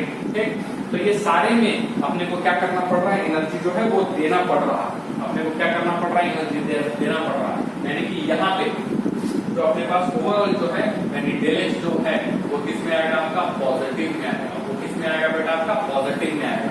समझ में आ रहा है कि किसमें आएगा, पॉजिटिव में, क्योंकि सब जगह जो है अपने को इलेक्ट्रॉन का एनर्जी जो है ओवरऑल क्या करना पड़ रहा है, देना ही पड़ रहा है। कहने का मतलब ये है कि ऑक्साइड जब बन रहा है तो ओवरऑल जो केस है वो क्या बन रहा है, आपका पॉजिटिव का बन रहा है। उसी प्रकार से Na, ठीक है, Na जो था, जो सोडियम था, कौन सा एनर्जी देना पड़ेगा, सॉलिड से अपने को गैसियस में बदल रहे हैं। ठीक है, सब्लिमेशन एनर्जी क्या देना पड़ेगा, तो हम क्या लिख रहे हैं, सब्लिमेशन एनर्जी देना पड़ेगा, जिससे ये क्या होगा, Na किसमें कन्वर्ट हो जाएगा, आपका गैसियस में, और फिर यहाँ क्या देना पड़ेगा, आयोनाइजेशन एनर्जी, जिससे ये किसमें कन्वर्ट होगा, Na+ गैसियस में, और तब जाकर के ये किसका फॉर्मेशन होगा, Na2O का फॉर्मेशन होगा। तो कहने का मतलब ये है कि यहाँ भी जो ओवरऑल जो वैल्यू आ रहा है यानी कि डेल एच यहाँ भी जो है वो भी क्या आता है आपका पॉजिटिव आता है। यहाँ से भी एनर्जी जो है सॉरी निगेटिव, ये भी क्या होगा आपको निगेटिव, नहीं तो लिख रहा है गलत क्यों कर रहा है, पॉजिटिव, ठीक पॉजिटिव साइन में गड़बड़ नहीं करना। पॉजिटिव, पॉजिटिव में क्या होगा एनर्जी जो है सिस्टम को दे रहे हैं हम लोग, एनर्जी जो है सिस्टम को दे रहे हैं। तो ये क्या बोल रहा है दोनों में ओवरऑल जो है सिस्टम को क्या करना पड़ रहा है एनर्जी देना पड़ रहा है। तब आखिर जो है Na2O कैसे स्टेबल बन रहा है, ये Na2O जो है वो स्टेबल कैसे बन रहा है, यानी इसका जो डेलेज जो होता है वो आपका क्या होता है आपका निगेटिव होता है। ऐसा कैसे, ऐसा कैसे, तो बात को समझना है। दोनों Na2O का क्रिस्टल बनता है, यानी ये बना तो है अभी सॉलिड गैसियस में, लेकिन गैसियस के बाद दोनों मिलने के बाद ये सॉलिड फॉर्म में आते हैं और इनका क्रिस्टल बनता है, ठीक है, लैटिस तैयार होता है ये। और जब लैटिस बनता है ये इनका तो बहुत मजबूत लैटिस बनता है और उस कंडीशन में एनर्जी बहुत ही ज्यादा अमाउंट में एनर्जी जो है वो बाहर निकलता है। और वो जो एनर्जी बाहर निकलता है वो ये सारे एनर्जी को कवर करते हुए इसमें ले आता है, वैल्यू को निगेटिव में ले आता है, यानी एनर्जी निगेटिव बाहर निकलता हुआ आपको दिखता है ओवरऑल। क्या बोले हम कि फॉर्मेशन किसका होता है, लैटिस का, एक सॉलिड क्रिस्टल का फॉर्मेशन होता है जो बहुत ज्यादा स्टेबल होता है, जिससे एनर्जी क्या होता है बाहर निकलता है, ठीक है, एनर्जी बाहर निकलता है। और वो एनर्जी इतना ज्यादा अमाउंट में निकलता है ये ओवरऑल एनर्जी को क्या कर लेता है मैनेज कर लेता है और साथ ही साथ निगेटिव होकर के एनर्जी जो है वो बाहर निकलता है। Is that clear, I am reading my idea, ठीक है। तो इसमें हम लोग इसका एक्सप्लेनेशन लिखेंगे।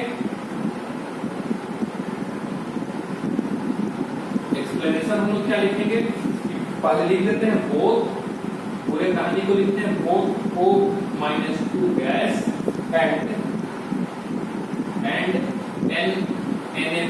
गैस, ठीक है, आर एक्सोथर्मिक प्रोसेस, ठीक है, सॉरी एंडोथर्मिक प्रोसेस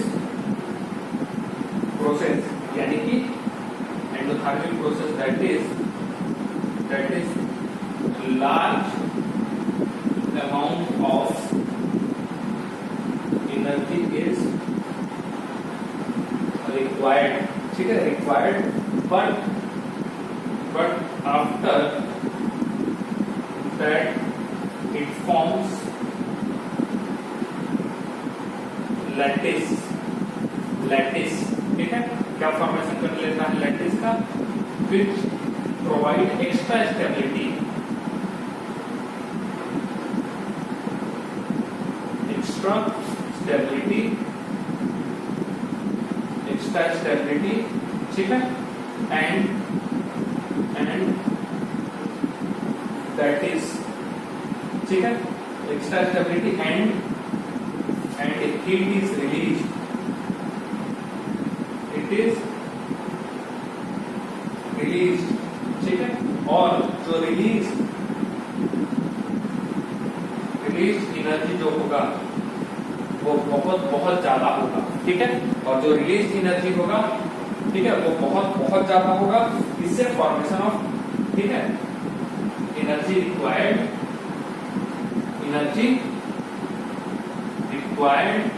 ठीक है, एनर्जी रिक्वायर्ड ऑफ Na2O, ठीक है, Na2O यानी कि जो Na2O में एनर्जी रिक्वायर्ड होगा वो बहुत क्या होगा, एक तरह से कह सकते हैं कम होगा एज कम्पेयर टू जो एनर्जी रिलीज हो रहा है उससे, जिसके कारण जो है Na2O या MgO, ठीक है, Na2O हो गया या फिर हो गया हम कर सकते हैं MgO हो गया, बात समझ में आ रहा, मैग्नीशियम ऑक्साइड हो गया, इन सब में भी जो है उसी प्रकार से देखने को मिलता है। आई बात समझ में, पूरे को कॉपी करें, ठीक है, और आगे फिर हम लोग पढ़ते हैं फैक्टर्स को देखते हैं, फैक्टर अफेक्टिंग इलेक्ट्रॉन एफिनिटी। आगे नोट करें इसको सबसे पहले,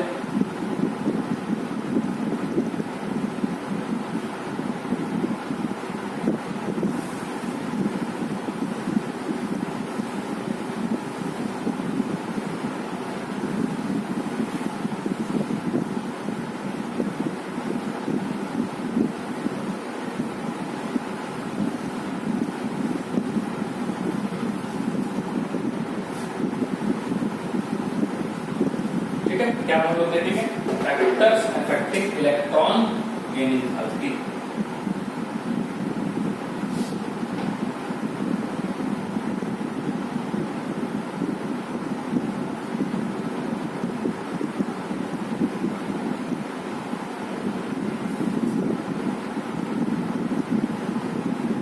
ठीक है, यानी कि क्या हो गया ये डेल एच, कौन कौन सा फैक्टर है, फैक्टर्स सब सेम है जो हमने फैक्टर्स पढ़े थे। इसके लिए इलेक्ट्रॉन आयोनाइजेशन एनर्जी के लिए सारे वही फैक्टर है। आप लोग लैंग्वेज उतना नहीं लिखेंगे, बस केवल देखेंगे कि कौन कौन सा यहाँ पे है, ठीक है, और उसको समझते हुए चलेंगे। तो सबसे पहला फैक्टर जो है अपना वो कौन सा है, जेड इफेक्टिव का, ठीक है, कौन सा है, जेड इफेक्टिव, ठीक है, जेड इफेक्टिव। तो इसमें देखा क्या जाएगा, फैक्टर्स क्या होगा, यदि जेड इफेक्टिव अपना बढ़ेगा, यदि क्या होगा, जेड इफेक्टिव अपना बढ़ता है तो इससे अपना क्या होगा, जेड इफेक्टिव बढ़ेगा तो साइज छोटा होगा, क्या समझ में आया, और साइज छोटा होगा, जेड इफेक्टिव बढ़ता है तो साइज छोटा होता है, और साइज छोटा होगा तो जो न्यूक्लियस का अट्रैक्शन जो है इलेक्ट्रॉन के प्रति वो बढ़ जाएगा, और बढ़ जाएगा इलेक्ट्रॉन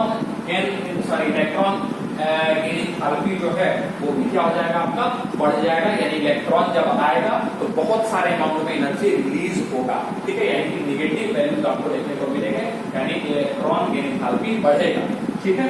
यानी कि हम क्या लिखेंगे, तो उससे क्या होगा, डेल EGH जो होगा वो क्या होगा, इंक्रीज होगा, और इंक्रीज करने का मतलब होगा नेगेटिव वैल्यू, ठीक है, मोर नेगेटिव वैल्यू देखने को आपको मिलता है, ठीक है।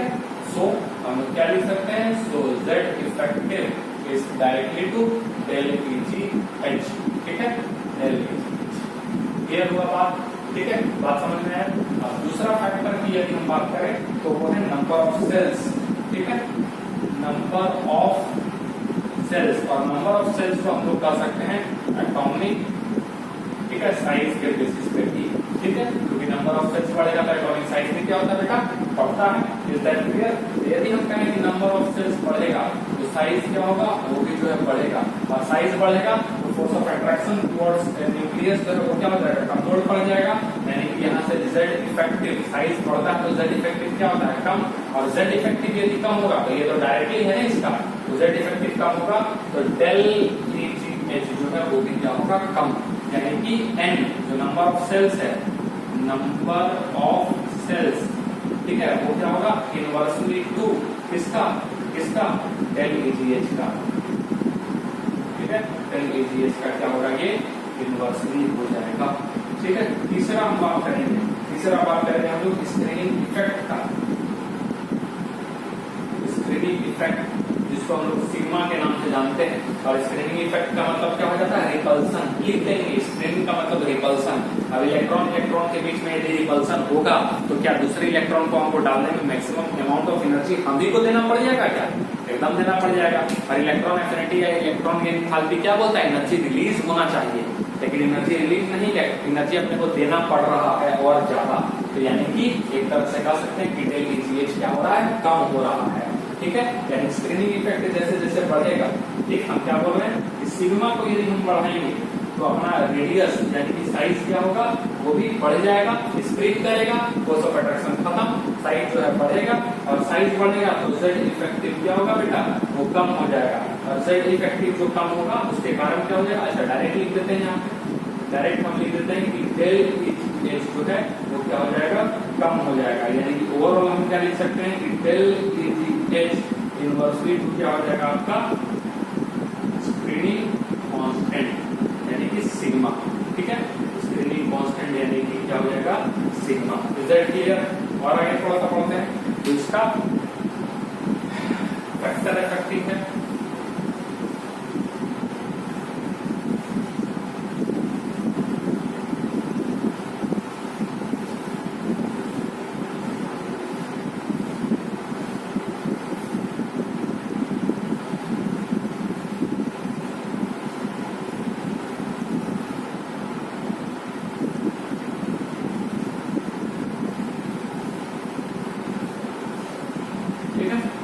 और देखते हैं क्या फैक्टर इफेक्टिव है इसका।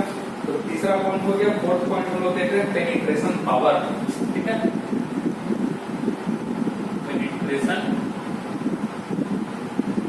पावर। और पेनिट्रेशन पावर का मतलब, पेनिट्रेशन का क्या मतलब बता के अट्रैक्शन। तो अट्रैक्शन कहाँ पे देखने को मिलता है, S is greater than S closer होता है, तो अट्रैक्शन वहां ज्यादा मिलेगा न्यूक्लियस से। ठीक है, ठीक है, तो वहां पे जाहिर सी बात है अट्रैक्शन ज्यादा, तो ये वाला जेड इफेक्टिव वाला टाइप हो जाएगा वहां पे। ठीक है, अट्रैक्शन ज्यादा होगा, जितना क्लोज होगा, और वहां इलेक्ट्रॉन एनथैल्पी क्या हो जाएगा, ज्यादा, यानी कि मोर नेगेटिव वैल्यूज अपने देखने को मिलता है। तो पेनिट्रेशन पावर कहाँ ज्यादा होता है, एस का ग्रेटर, पी, डी और एफ ऐसा देखने को मिलता है, यानी कि डेल EGH इज डायरेक्टली, ठीक है, तो क्या हो जाएगा, पेनिट्रेशन पावर। ठीक है, पेनिट्रेशन पावर की क्या हो जाएगा, ये जस्ट डायरेक्टली देखने को मिलेगा। फोर्थ, ठीक है, फिफ्थ हम लोग देखेंगे इलेक्ट्रॉनिक कॉन्फ़िगरेशन। ठीक है, पांचवा बहुत इंपॉर्टेंट है, इलेक्ट्रॉनिक कॉन्फ़िगरेशन। ठीक है, इलेक्ट्रॉनिक कॉन्फ़िगरेशन। इलेक्ट्रॉनिक कॉन्फ़िगरेशन में हाफ फील्ड फुल फील्ड वाला ऑर्बिटल आया, तो उस कंडीशन में आपको इलेक्ट्रॉन देने में, क्योंकि वो स्टेबल होता है कॉन्फ़िगरेशन, तो वहां पे इलेक्ट्रॉन आपको देने में ज्यादा से ज्यादा अमाउंट ऑफ एनर्जी खर्च हो जाएगा, खुद का एनर्जी लग जाएगा, यानी कि इलेक्ट्रॉन के एनर्जी क्या हो जाएगा, आपका कम हो जाएगा। ठीक है, हो सकता है पॉजिटिव वैल्यू भी वहां पे देखने को मिले, तो हम क्या लिखेंगे, half filled and full filled orbital. ठीक है, half filled and fully filled orbital. ठीक है, half filled and fully filled orbital, ठीक है, have more stability, have more stability. ठीक है, more stability, then they have, then they have, ठीक है, tendency to accept electron, tendency to, they do not have, ऐसा have tendency to gain electron। ठीक है, तो accept electron या फिर gain electron ऐसा लिख देते हैं, accept electron, accept electron। ठीक है, हाफ फील्ड फुल फील्ड जो होता है वो क्या होता है, एक्स्ट्रा स्टेबल होता है, जिसके कारण वो इलेक्ट्रॉन को एक्सेप्ट करने का टेंडेंसी नहीं रखेगा। ठीक है, यानी कि यहाँ पे डेल EGH जो है, डेल EGH जो है इज वेरी लो होगा, इज वेरी लो होगा, काफी कम पाया जाएगा डेल EGH, यानी कि निगेटिव वैल्यू जो होगा वो काफी कम होगा, और ये हो सकता है 0 to पॉजिटिव भी देखने को मिले, हो सकता है 0 और पॉजिटिव भी देखने को मिले, तो ये बात भी ध्यान में रखना है। क्लियर हुआ? अब क्या है, आगे हम लोग देखेंगे ट्रेंड्स, पहले इसको कॉपी करें, फिर हम लोग क्या देखेंगे ट्रेंड्स के बारे में। ठीक है, नोट करें पहले, तो ट्रेंड्स की तरफ हम लोग पढ़ते हैं। ठीक है,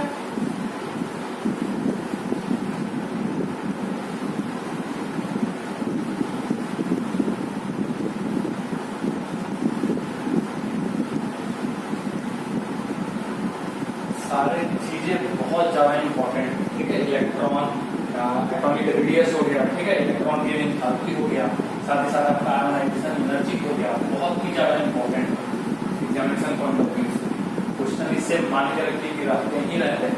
ठीक है,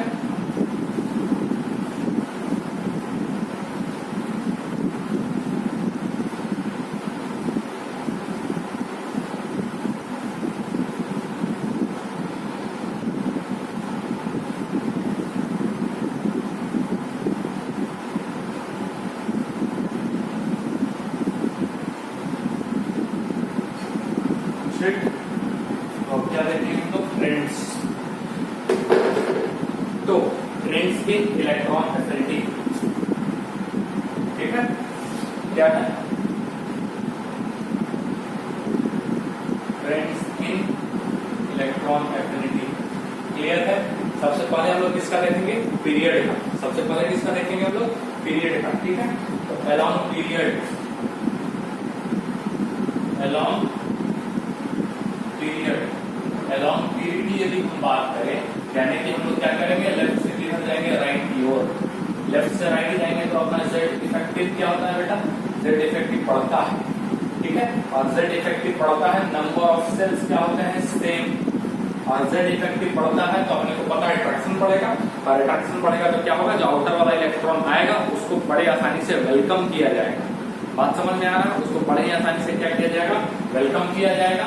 तो अब जो है यहाँ पे हम लिख सकते हैं कि यहाँ पे जो है इलेक्ट्रॉन LEGH जो है वो क्या हो जाएगा आपका, बढ़ेगा।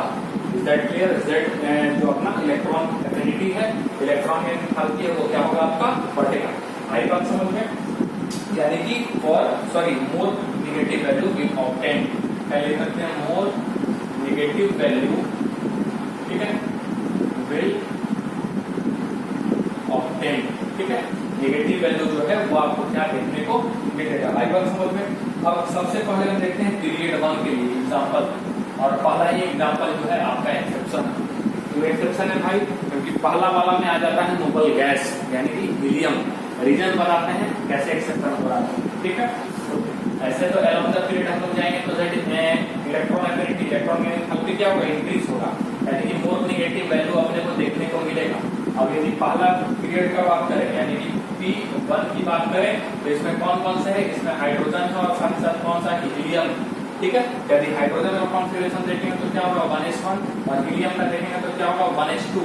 और ये देखेंगे पहला सेल में है, सबसे पहला सेल में, और मोस्ट स्टेबल कॉन्फ़िगरेशन हीलियम का माना जाता है, ठीक है। एक तो न्यूक्लियस के सबसे नजदीक है, और न्यूक्लियस के सबसे नजदीक होने के साथ साथ, ठीक है, वो अपना डबलेट को कंप्लीट किए हुए है, यानी कि नोबल गैस कॉन्फ़िगरेशन को कंप्लीट किए हुए है। मोस्ट स्टेबल इलेक्ट्रॉनिक कॉन्फ़िगरेशन, ठीक है, मोस्ट स्टेबल इसका कॉन्फ़िगरेशन यहाँ पे मिल रहा, तो इसमें इलेक्ट्रॉन को डालना बहुत ही ज्यादा परेशानी हो जाएगा, ठीक है, यानी बहुत ज्यादा एनर्जी देना पड़ेगा, क्योंकि मोस्ट स्टेबल कॉन्फ़िगरेशन यहाँ पे निकल रहा है नोबल गैसेस का। तो यदि हम कहेंगे क्या ये सारे नोबल गैसेस के लिए अप्लाई होगा क्या, तो कहेंगे यस, सारे नोबल गैसेस के लिए ये अप्लाई होगा।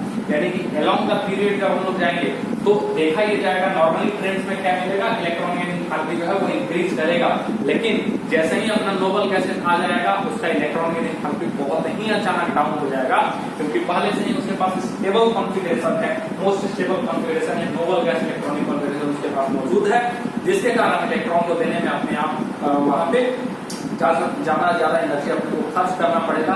यानी कि डेल Eg जो है, ठीक है, डेल EGH जो है वो आपका क्या आएगा, पॉजिटिव में वैल्यू आ सकता है। आ रहा बात समझ में, पॉजिटिव में वैल्यू आ सकता है। और यहाँ पे एक्सपेरिमेंटल यदि हम देखें तो इसका डेल EGH जो होता है, डेल EGH जो होता है हाइड्रोजन का, वो आपका क्या आता है, वो आपका निगेटिव होता है, वो आपका क्या होता है, निगेटिव। लेकिन यदि हम इसका बात करें तो डेल EGH जो होता है इसका क्या होता है, आपका पॉजिटिव। एक एक्सपेरिमेंटल वैल्यू है, जिससे साफ समझ में आ रहा है कि यहाँ पे फायदे का सौदा नहीं, यहाँ पे नुकसान का सौदा हो रहा है। आई बात समझ में?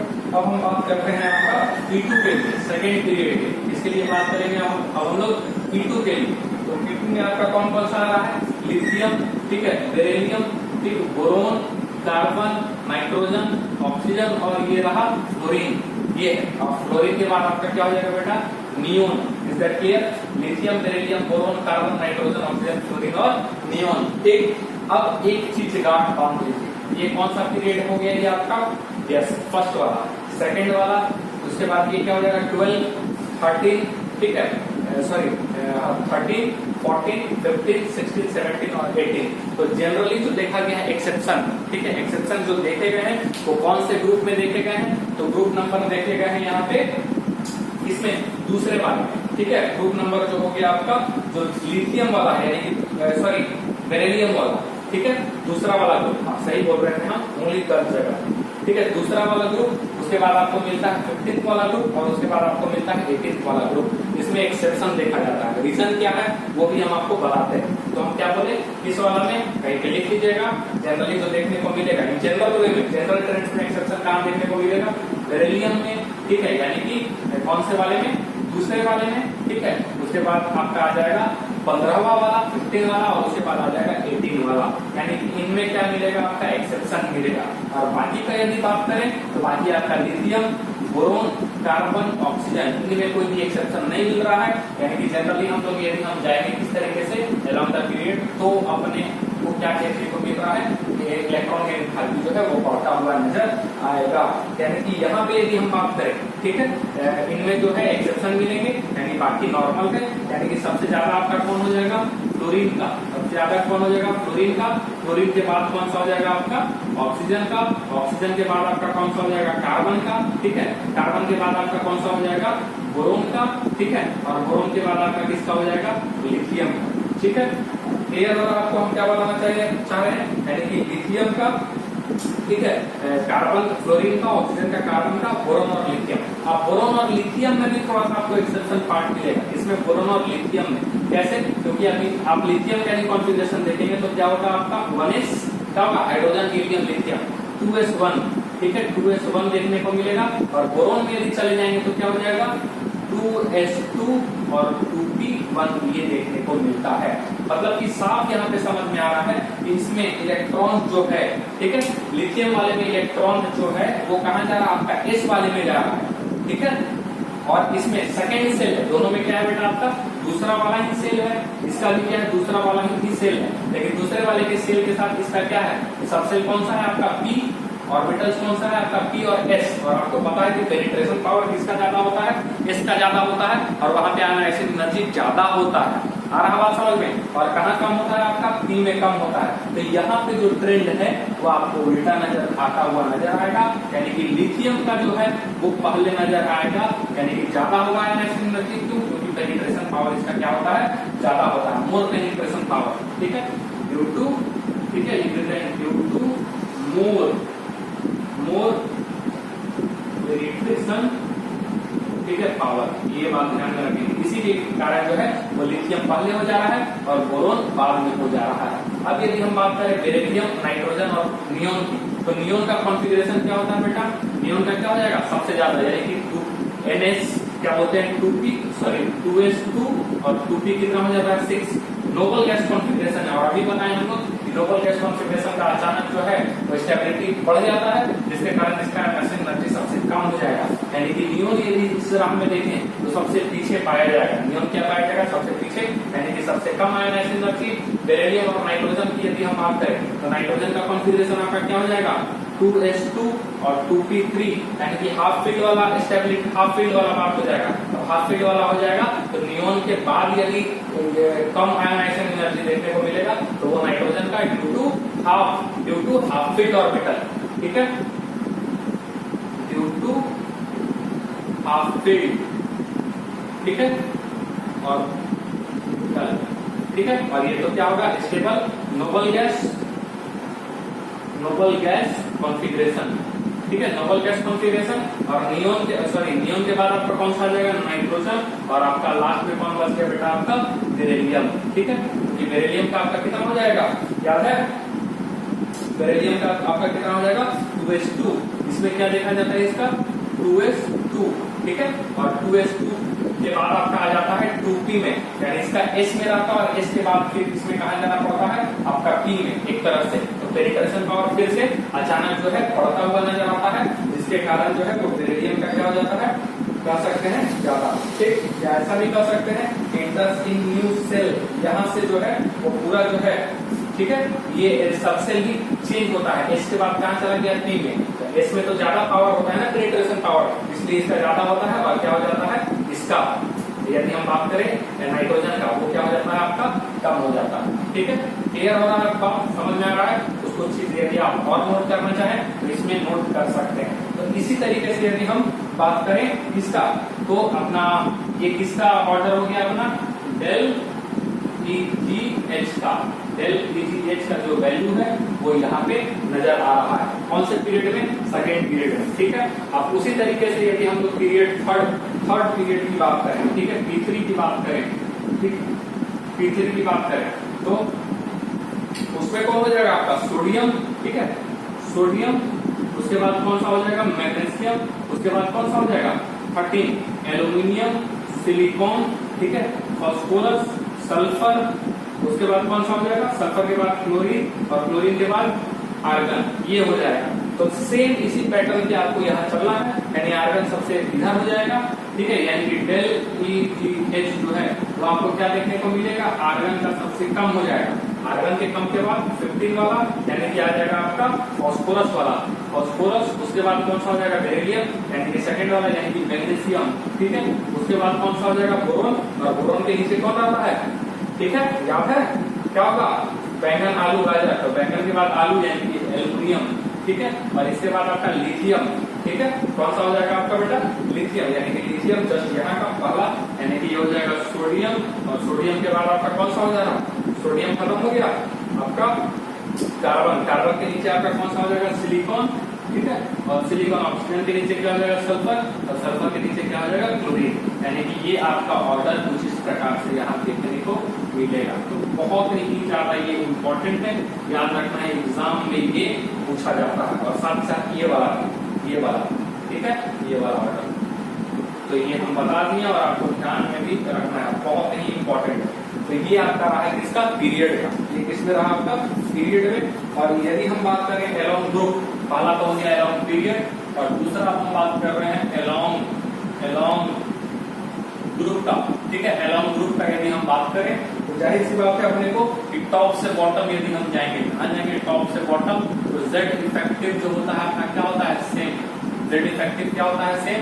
लेकिन यदि हम बात करें किसका, यदि हम बात करें अपना नंबर ऑफ सेल्स का, तो नंबर ऑफ सेल्स बढ़ता है, ठीक है। और नंबर ऑफ सेल्स बढ़ेगा तो फोर्स ऑफ अट्रैक्शन कम हो जाएगा, और इलेक्ट्रॉन को डालने में जो एनर्जी अपने को देना पड़ जाएगा, और देना पड़ जाएगा। तो उस हिसाब से यदि हम बात करें LEGH जो है वो बेटा आपका क्या हो जाएगा, कम हो जाएगा। LEGH क्या हो जाएगा, कम हो जाएगा। यानी एलोंग द ग्रुप जो है इलेक्ट्रॉन गेन एंथैल्पी जो है, इलेक्ट्रॉन एफिनिटी जो है वो कम हो जाएगा, यानी कि मोर या लेस नेगेटिव वैल्यू मिलेगा, हो सकता है पॉजिटिव वैल्यू भी देखने को मिले। इज दैट क्लियर, यानी कि जेड इफेक्टिव ओवरऑल कम मिलेगा। अब इसी में एक नोट बात ध्यान में रखना है, क्या नोट ध्यान में रखना है, इसमें नहीं अलग से बता रहे हैं। 9 एलिमेंट्स हम क्या बोले, इलेक्ट्रॉन की एंथैल्पी जो है वो कम होगा, और हम ये भी बोले कि हो सकता है आपको पॉजिटिव में भी देखने को मिले, निगेटिव का वैल्यू होगा तो बहुत कम होगा, और पॉजिटिव में हो सकता है कि आप और पॉजिटिव निगेटिव में वैल्यू बहुत कम देखने को मिले, और हो सकता है पॉजिटिव में भी वैल्यू देखने को मिले, ठीक। अब यहाँ पे ठीक है, अकॉर्डिंग टू यदि हम एनसीईआरटी जाएं, अकॉर्डिंग टू एनसीईआरटी जाएं तो यहाँ पे बेरिलियम, ठीक है, मैग्नीशियम, ठीक, साथ ही साथ आपका नाइट्रोजन, ठीक, हीलियम, नियोन, आर्गन, क्रिप्टन, ठीक है, उसके बाद ज़ेनॉन, ठीक है, ये सारे, रेडॉन, ये सारे के सारे जो एलिमेंट्स हैं इनका देखा गया है इलेक्ट्रॉन गेन एंथैल्पी किसमें पॉजिटिव में, या फिर क्या देखा गया है इक्वल टू 0। बहुत ही इंपॉर्टेंट है ये बहुत ही इंपॉर्टेंट आपका एक्सेप्शन केस देखने को मिल रहा है, ठीक है। आ रहा बात समझ में, यानी हम क्या बोल रहे हैं, इसका LEGH जो है वो क्या आपका होता है, पॉजिटिव होता है, क्या होता है, पॉजिटिव होता है, या फिर हम कह सकते हैं कि ऑलमोस्ट, ठीक है, ऑलमोस्ट क्या हो जाता है 0, ये भी ध्यान में रखेंगे। ऑलमोस्ट क्या देखने को मिलता है अपने को, 0 देखने को मिलता है। और यदि थोड़ा सा और हम बात करें, ठीक है, इसमें यदि हम बात करें तो नोबल गैसेस तो सारे आ रहे हैं, ये क्या सारे आ गए बेटा आपका नोबल गैस आ गया। अब यहाँ पे नाइट्रोजन, ठीक है, नाइट्रोजन का आ रहा है, तो बाकी इसके फैमिली मेंबर का क्यों नहीं आ रहा है भाई, और बाकी फैमिली मेंबर का क्या होता है, ठीक है। तो इसका रीजन जो है वो इसके साइज से, इसका साइज, बाकी वाले का क्या, अच्छा वहां पे क्या हो रहा है वो चीज देखते हैं, सबसे पहले एक एक करके देख लेते हैं, ठीक है। तो जैसे यदि अपने को देखने को मिलेगा ग्रुप 2 का यदि हम बात करें, ठीक है, ग्रुप 2 का यदि हम बात करें, उसके बाद ग्रुप 15 और ग्रुप 18, ठीक है, ग्रुप 15 और ये हो जाएगा बेटा आपका ग्रुप 18, क्लियर है क्या बोल रहे हैं। तो ग्रुप 2 में आपका क्या हो जाएगा Be, ठीक है, ये बेरिलियम का, और ग्रुप 15 में क्या हो जाएगा, ठीक है, और इसमें क्या हो जाएगा नियोन, आर्गन, क्रिप्टन, ज़ेनॉन और रेडन, ये देखने को मिलेगा, ठीक है। जिसमें हम क्या बोले कि ये वाला ग्रुप 2 में अपने को क्या मिलेगा, केवल बेरिलियम मिलता है जिसका वैल्यू पॉजिटिव होता है, ठीक है। उसके बाद साथ ही साथ मैग्नीशियम भी मिलता है, यानी इसका वैल्यू जो है वो क्या आपको मिलेगा, LEGH जो है वो क्या मिलता है आपको, पॉजिटिव मिलता है, क्या मिलता है, पॉजिटिव मिलता है। ठीक उसी प्रकार से ग्रुप 15 में केवल और केवल नाइट्रोजन का जो है वो वैल्यू आपको क्या मिलेगा, पॉजिटिव मिलेगा। और इन सब का इधर इन सब का जो डेल EGH है, ठीक है, डेल EGH जो है वो क्या है आपका पॉजिटिव है। Is that clear? और यदि इनका हम नीचे बात करें, इनका बात करें या फिर इसके लिए हम बात करें, ठीक है, सबका जो है डेल EGH का वैल्यू जो आता है वो क्या आता है आपका नेगेटिव आता है। Is that clear? बात समझ में आ रहा है? तो ये चीज आपको पूरे तरीके से समझ लेना है। या तो नेगेटिव देखने को मिलेगा या फिर और वेरी लो वैल्यू, ठीक है, और क्या होगा, काफी कम वैल्यू देखने को मिलेगा। सेम इसके साथ भी वही होगा। ठीक है, आया बात समझ में? तो ये थोड़ा सा आपको ध्यान में रखना है। क्लियर है ना? ये थोड़ा आपको ध्यान रखना है एक्सेप्शन चीजें। अब इसमें और एक एक्सेप्शन बताते हैं जो बहुत ही ज्यादा एग्जामिनेशन में पूछा जाता है, बहुत ज्यादा इंपॉर्टेंट है, कई बार पूछा गया एग्जामिनेशन में, कम्पिटिटिव एग्जामिनेशन।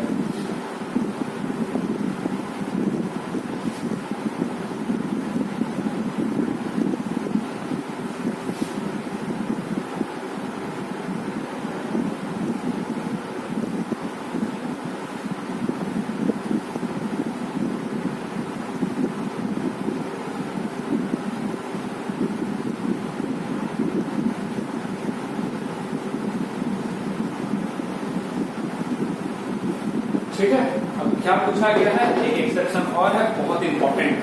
ठीक है, लिख देते हैं यहाँ पे एक्सेप्शन।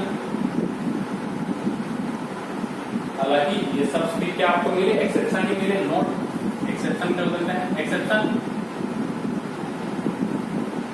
ठीक है, ये देखने को आपको मिला। और यहाँ पे एक एक्सेप्शन है आपके लिए बहुत इंपॉर्टेंट। किस चीज का एक्सेप्शन है भाई? तो ये है डेल EGH में चेंजेस देखने को मिलेगा। और ये चेंजेस जो है वो ग्रुप 16 और ग्रुप 17 के लिए है, यानी कि हम ग्रुप 16, ठीक है, और ये हम बात करें ग्रुप 17। Is that clear? तो ग्रुप 16 में क्या होगा, ओ से टीपो, यही था ना जी, ओ से टीपो। क्लियर है?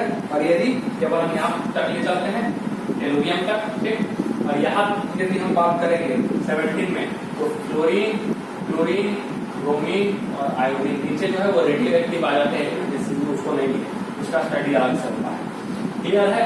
तो O से D और ये फ्लोरीन, क्लोरीन, ब्रोमीन, आयोडीन फिर कल बाहर आई, ऐसा। ठीक, क्लियर है? तो इसमें अकॉर्डिंग टू एक्सपेक्टेड जो है, ठीक है, एक्सपेक्टेड आपको क्या मिलना चाहिए, डाउन द ग्रुप जाएंगे तो अपने को क्या हो रहा है, इलेक्ट्रॉन भी कम हो रहा है। ठीक है, यानी कि ऑक्सीजन का होना चाहिए सबसे ज्यादा, देन उसके बाद, ठीक है, S का, देन उसके बाद Sc का, और सबसे कम किसका होना चाहिए था, T का। ठीक उसी प्रकार से एक्सपेक्टेड यदि हम इसका बात करें, ठीक है, एक्सपेक्टेड इसका बेटा क्या हो जाना चाहिए आपका, सबसे ज्यादा होना चाहिए फ्लोरीन का, ठीक है, देन क्लोरीन का, देन ब्रोमीन का, देन उसके बाद आयोडीन का। लेकिन ऐसा पाया नहीं जाता।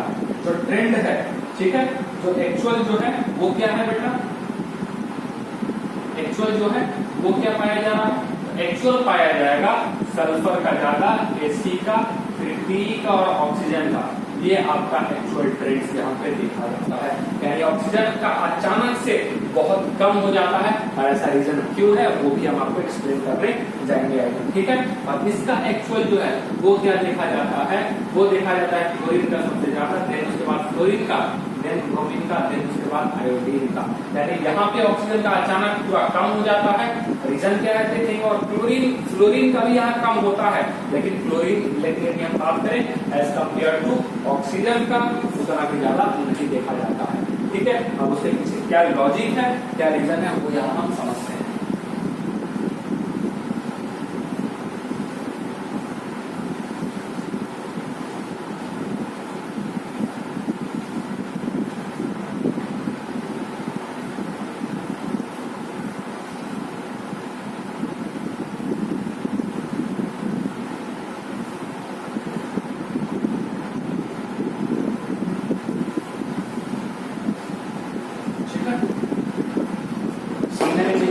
क्या बोलना चाह रहे हैं। अब इसमें देखा क्या गया है कि यदि हम इसका बात करें, ये वाला पीरियड कौन सा है, तो ये कौन सा पीरियड हो जाएगा, ये बेटा आपका P2, ठीक है, ये क्या है आपका P3, ये आपका है P2, और ये आपका है P3। Is that clear? Period 2 period 3। तो पीरियड सेकंड से पीरियड 3 में क्या हो जा रहा है वो चीज देखना है।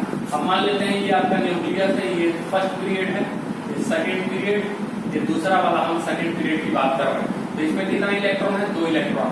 इसमें कितना? 1 2 3 4 5 6। किसके लिए हम बात कर रहे हैं? मान लेते हैं हम केवल इसमें कितना है? 6 इलेक्ट्रॉन है या 7 इलेक्ट्रॉन है, कुछ ऐसा मान लेते हैं। ठीक है। अब इसमें जो है n इज इक्वल टू क्या है? ये 2।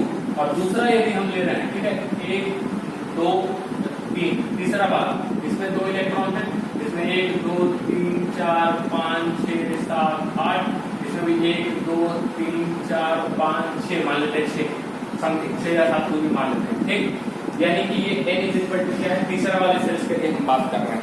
अब इसमें क्या होता है कि जो इलेक्ट्रॉन जो है जो किसमें जाएगा? n इज इक्वल टू 2 में। n इज इक्वल टू किसमें जाएगा? 2 में। ठीक है।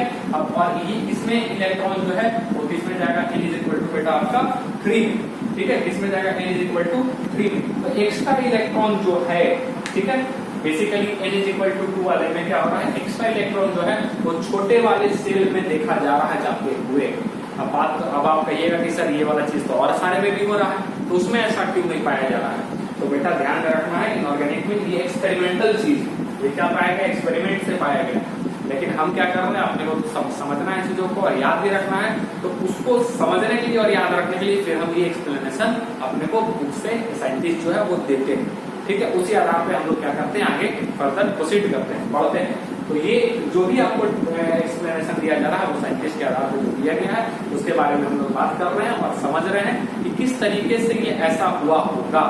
ठीक है, आ रहा बात समझ में? तो हम क्या बोले कि P2 के एलिमेंट्स में क्या देखा गया? सेकंड वाले पीरियड में, यानी सेकंड पीरियड में कौन है? आपका ऑक्सीजन भी है और यहाँ पे कौन सा है? फ्लोरीन में भी। ठीक है, तो छोटे वाले सेल में इलेक्ट्रॉन जाता है जिसके कारण यहाँ पे मोर रिपल्सन। ठीक है, छोटे वाले सेल, यानी कि सेल यहाँ छोटा है। अब मान लेते हैं यहाँ पे 1 2 3 4 5 6 इलेक्ट्रॉन है, यहाँ भी 1 2 3 4 5 6 इलेक्ट्रॉन है। तो ये इलेक्ट्रॉन जो होंगे वो क्या होंगे? करीब करीब होंगे, बहुत नजदीक होंगे आपस के, क्योंकि रेडियस छोटा है और इसका रेडियस क्या होगा? बड़ा होगा। तो ये रिपल्सन कहाँ होगा? जो एक्स्ट्रा इलेक्ट्रॉन जा रहा है यहाँ पे मोर रिपल्सन पाया जाएगा। ठीक है, मोर रिपल्सन पाया जाता है। और यहाँ पे क्या पाया जाता है बेटा? Less repulsion. ध्यान में रखेंगे ये एक्सेप्शन केस को हम लोग स्टडी कर रहे हैं, नॉर्मल केस में ऐसा नहीं लगाना है, ये चीज ध्यान में रखना है। अब यहाँ पे क्या होता है कि इसके कारण क्या हो जाता है? यहाँ पे ट्रेमेंडस अमाउंट में, यानी कि ये वाला 16 में ट्रेमेंडस अमाउंट में चेंज देखने को मिलता है और ऑक्सीजन का सबसे कम हो जाता है और वो हो जाता है आपका, यानी कि टेलुरियम से भी कम हो जाता है। लेकिन हम यदि इस वाले का बात करें, ग्रुप 17 का बात करें, तो वहां पे ऑलरेडी जो साइड रहता है वो क्या रहता है आपका? फ्लोरीन के मुकाबले क्लोरीन का काफी बड़ा रहता है। ठीक है, तो उसमें उतना ज्यादा जो चेंजेस है वो नहीं हो पाता, केवल कहाँ पे हो पाता है? एक ही का चेंजेस जो है वो नजर आ पाता है, फ्लोरीन से क्लोरीन का चेंजेस नजर आता है। तो इसको हम बात को हम लिखते भी हैं। ठीक है, क्या लिखेंगे? इन P2 एलिमेंट्स। ठीक है, क्या है भाई? ये तो है एक्सप्लेनेशन इन P2 एलिमेंट्स। ठीक है, P2 एलिमेंट्स एक्स्ट्रा इलेक्ट्रॉन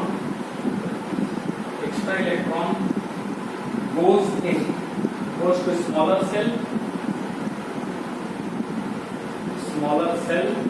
ठीक है, स्मॉलर सेल यानी कि n is equal to 2। ठीक है, n is equal to 2 where it feels more repulsion, ठीक है, more रिपल्सन। ठीक है, ज्यादा रिपल्सन मिलता है वाई इन P3, जबकि P3 में देखा जाता है वाई इन P3। ठीक है, in P3 elements extra electron goes, P3 elements, ठीक है, एक्स्ट्रा इलेक्ट्रॉन, ठीक है, goes, extra electron goes to layer larger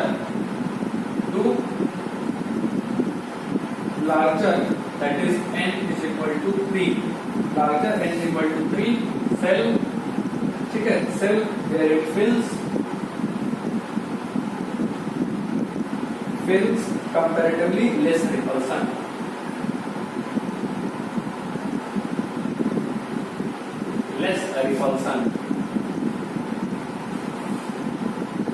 ये क्या फील करता है, थोड़ा सा कम रिपल्सन फील करता है। आ रहा बात समझ में?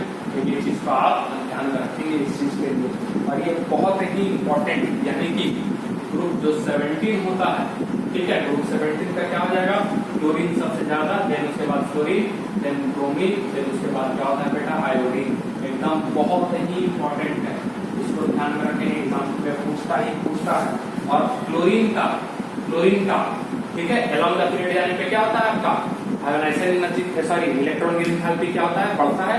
तो क्लोरीन का यदि हम बात करें तो सबसे ज्यादा, और क्योंकि नोबल गैस आने पे तो क्या हो जाता है अचानक कम, ठीक, और अलोंग द पीरियड यदि हम आएंगे तो क्या होगा, नीचे जाने में तो क्या होता है कम होता है, और अलोंग द पीरियड आने पे क्या होता है, बढ़ता है। तो फ्लोरीन के जगह क्लोरीन का यहाँ पे मैक्सिमम यानी मोस्ट नेगेटिव वैल्यू पाया जाता है, मैक्सिमम, ठीक है, मैक्सिमम इलेक्ट्रॉन एफिनिटी होता है फ्लोरीन का, ठीक है, यानी कि कह सकते हैं मोस्ट नेगेटिव वैल्यू, ठीक है, वैल्यू होता है, यानी कि डेल EgH, ठीक है, सबसे ज्यादा नेगेटिव पाया जाता है।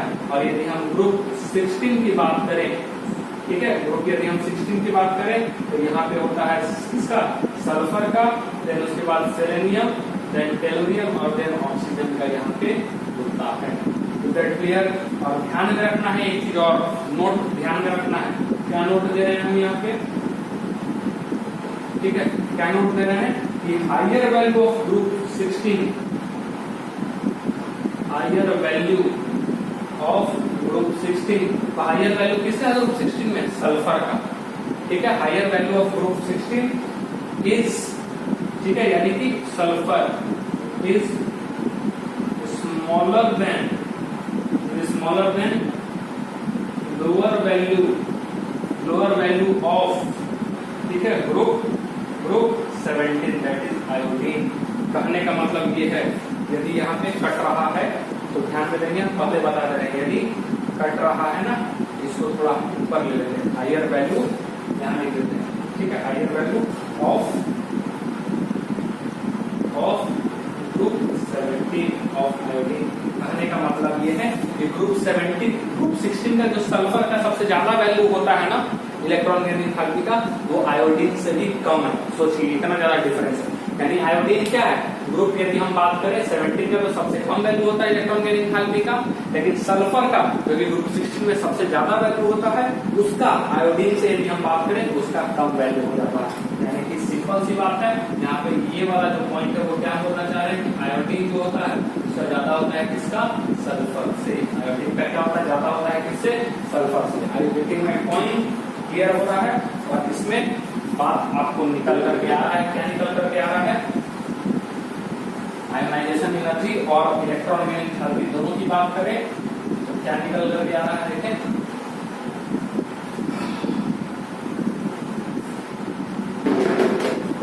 ठीक है, ये आयोनाइजेशन एनर्जी यदि मिनिमम होता है, ठीक है, आयोनाइजेशन एनर्जी यदि क्या होता है, मिनिमम आयोनाइजेशन एनर्जी होता है, ठीक है,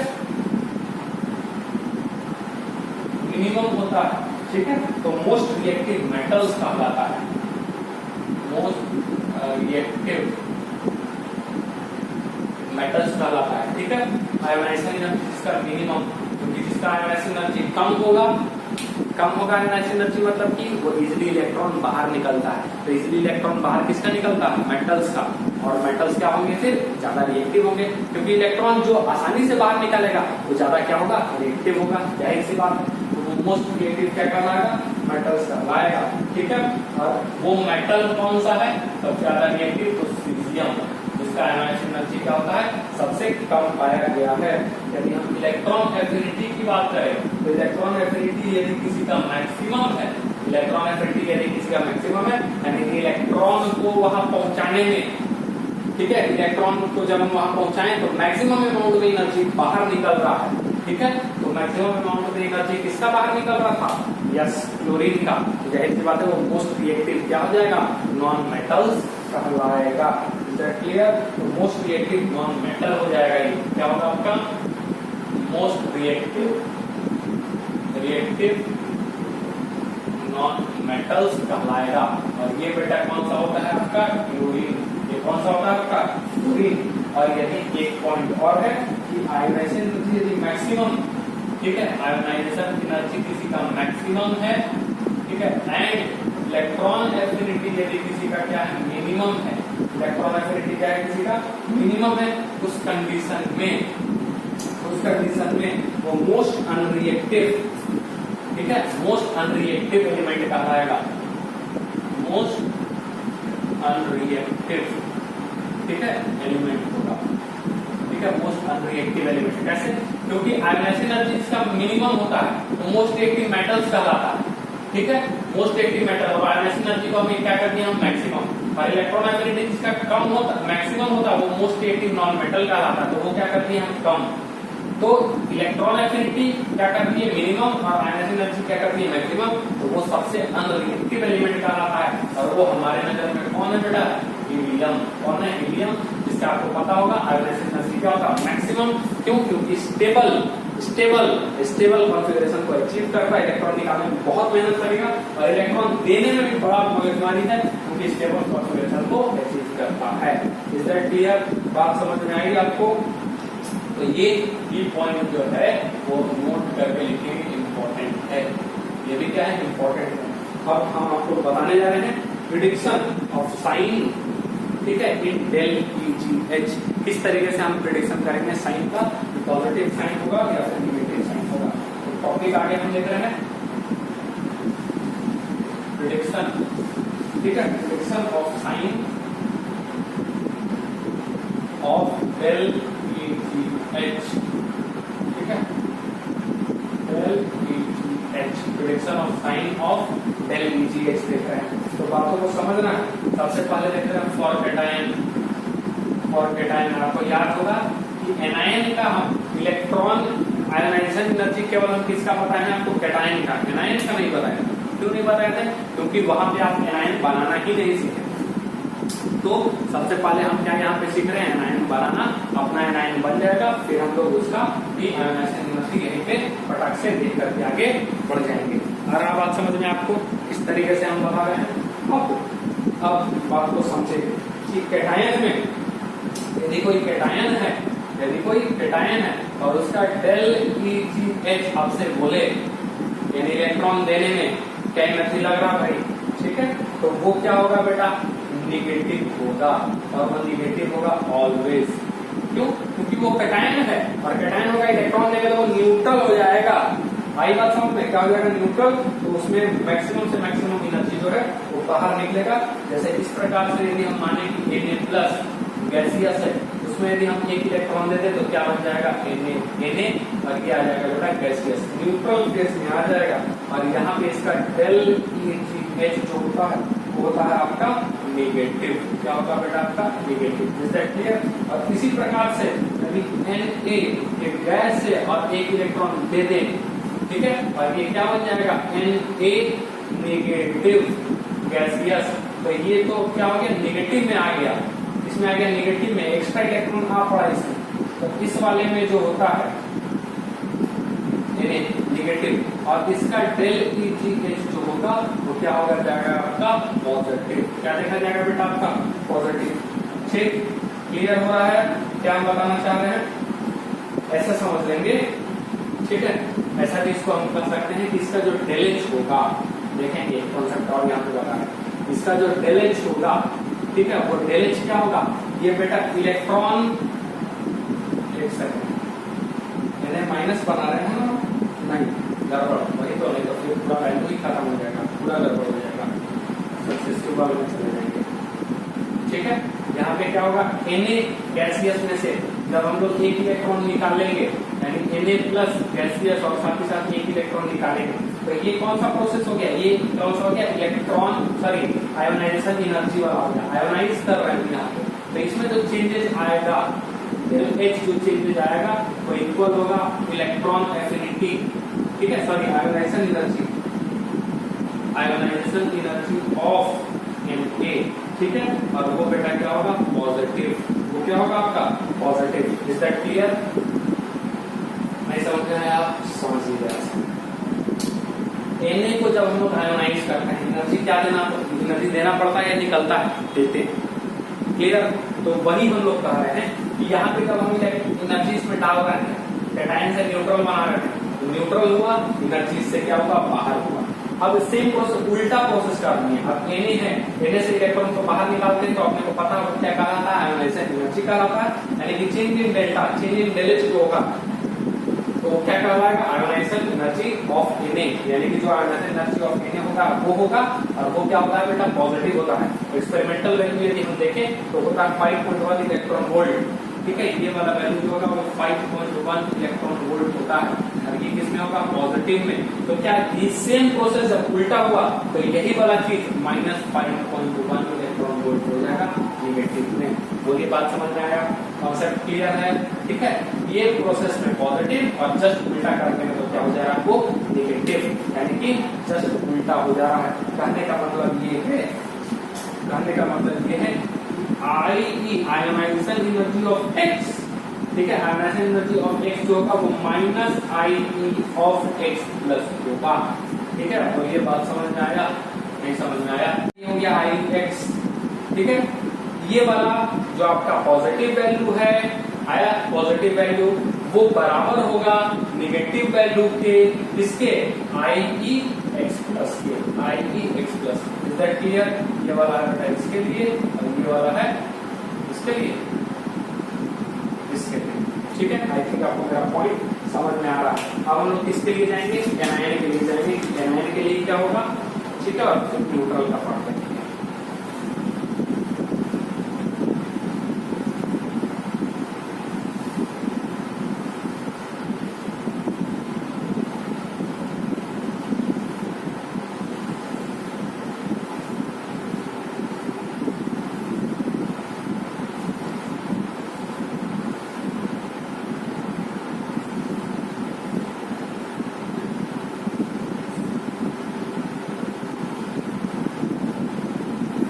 ठीक, समझ में आ रहा है?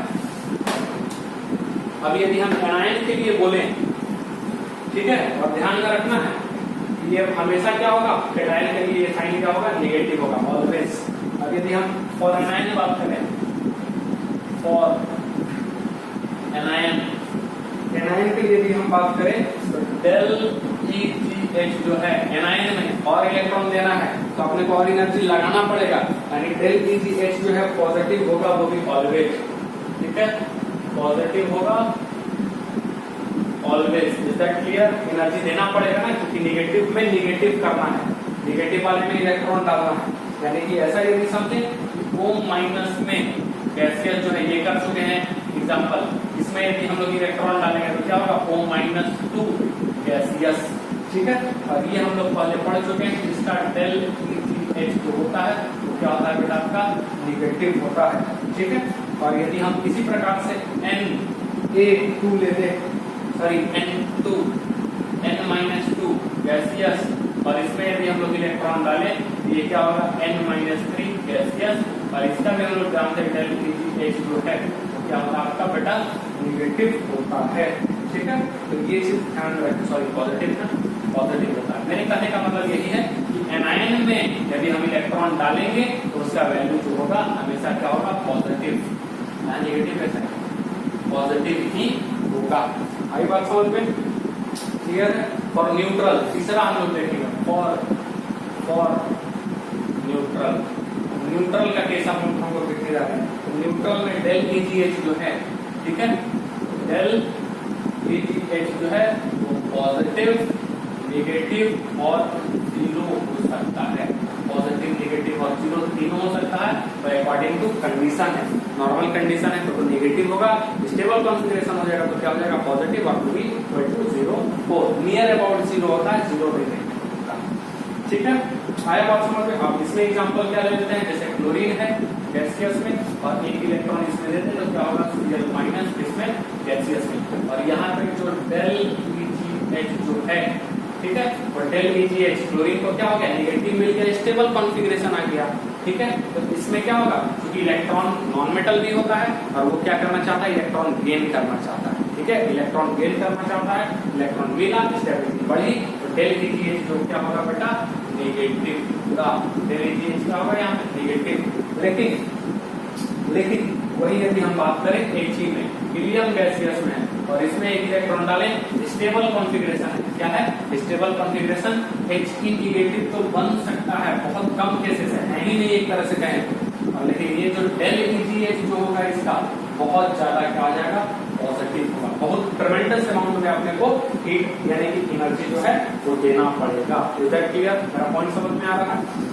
उसी प्रकार से अब हम थोड़ा आयोनाइजेशन एनर्जी की बात कर लें, क्योंकि निगेटिव वाला हम लोग बात नहीं किए। फिर से एक दफा हम लोग आते हैं आयोनाइजेशन एनर्जी पर, इस पे आते हैं बेटा आयोनाइजेशन एनर्जी पर, ध्यान से। अब न्यूट्रल वाले में हम लोग रिवीजन करवाते हुए साथ चलते हैं।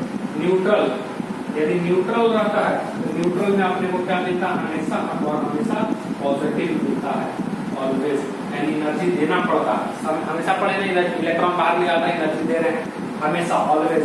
दूसरा यदि हम बात करें कैटायन में, तो कैटायन में हम लोग क्या पढ़े हैं, सक्सेसिव जब पढ़ते थे तो पहला वाला न्यूट्रल से जब इलेक्ट्रॉन निकालते थे तो इलेक्ट्रॉन एनर्जी देना पड़ता था, ठीक है, बात समझ में आ रहा। लेकिन कैटायन का जब बनता था तो इसमें भी अपने को क्या करना पड़ता था, और ज्यादा एनर्जी जो है वो देना पड़ता था, और ये भी क्या होता है पॉजिटिव, और ये भी क्या रहेगा बेटा ऑलवेज, ठीक है। लेकिन तीसरा यदि हम बात करें एनायन की, तो एनायन जो हो सकता है वो हो सकता है पॉजिटिव भी और हो सकता है निगेटिव भी। पॉजिटिव निगेटिव जो है वो दोनों केसेस यहाँ पे देखने को मिल सकते हैं एनायन के केसेस में। कैसे, एग्जाम्पल के तौर पे समझाते हैं।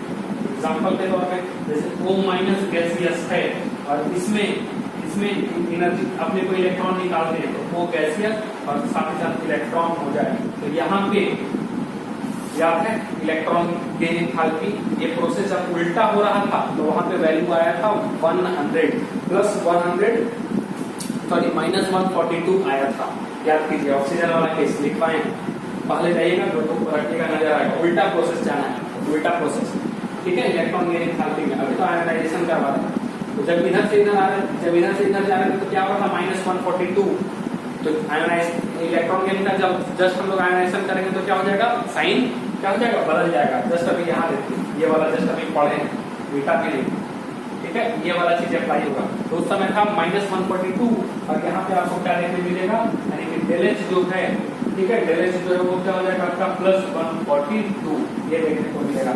और यदि हम O माइनस 2 गैसियस लें और उससे इलेक्ट्रॉन को बाहर निकालें तो ये जो है आपको देखने को मिलेगा डेल एच। याद है ये वाला प्रोसेस को जब हम वापस उल्टा लाए थे, ये वाला प्रोसेस को उल्टा लाए थे तो हो गया था क्या, प्लस 842, याद है क्या हो गया था, प्लस 842। तो जस्ट यहाँ पे साइन को बदल देंगे इसके अनुसार, तो ये क्या हो जाएगा बेटा आपका प्लस माइनस 842, ये हो जाएगा। तो यहाँ पे आपको साफ नजर आ रहा है, यदि एनायन का केस है इट में बी पॉजिटिव और इट में बी निगेटिव, वो डिपेंड करता है कि केस कौन सा है।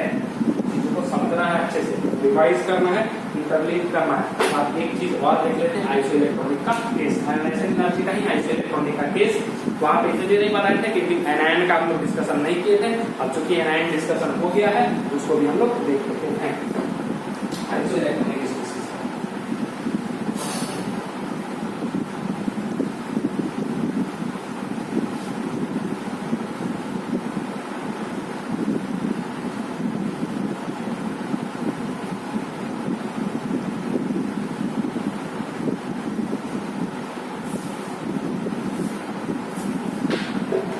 आइसो इलेक्ट्रॉनिक स्पीशीज, और ये चल रहा है आयोनाइजेशन का, ध्यान रखना है, इलेक्ट्रॉन के विधान पे नहीं है, तो टॉपिक अच्छे से इसीलिए आप थोड़ा सा बड़ा ये करके दिए थे।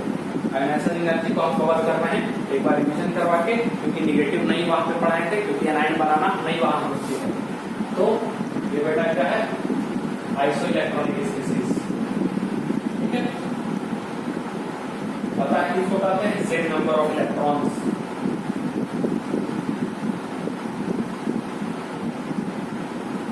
आइसो इलेक्ट्रॉनिक स्पीशीज अब इसमें एग्जांपल दे देंगे और इसका हम लोग क्या देख रहे हैं, आयोनाइजेशन एनर्जी ध्यान रखेंगे। अब जैसे F माइनस O-2, ठीक है, N-3 Na प्लस, ठीक है, Mg+2 Al+3। Is that clear? अब यदि हम इसका बात करें आयोनाइजेशन एनर्जी, आयोनाइजेशन एनर्जी मतलब इलेक्ट्रॉन निकालना है, तो बताइए F माइनस या N3 माइनस की हम बात करें तो क्या उसमें, या F माइनस की बात करें हम, या N3 माइनस कहीं, चलो बात करते हैं N3 माइनस। तो N3 माइनस की यदि हम बात करें तो क्या वो इलेक्ट्रॉन निकालने देगा आसानी से, एज कम्पेयर टू यदि हम बात करें Al+3 का, एकदम निकालने देगा, क्योंकि इसके पास एक्स्ट्रा इलेक्ट्रॉन है, 3 एक्स्ट्रा इलेक्ट्रॉन। क्या बोलेगा, ले जाओ जितना इलेक्ट्रॉन मेरे पास से ले जाना है। निगेटिव और पॉजिटिव, निगेटिव समझ एक तरह से दुख है उसका, तो ये क्या बोल रहा है, ले जाओ जितना दुख हम मेरे से ले सकता है, ठीक है, तो ये बोलेगा ले जाओ, ठीक है।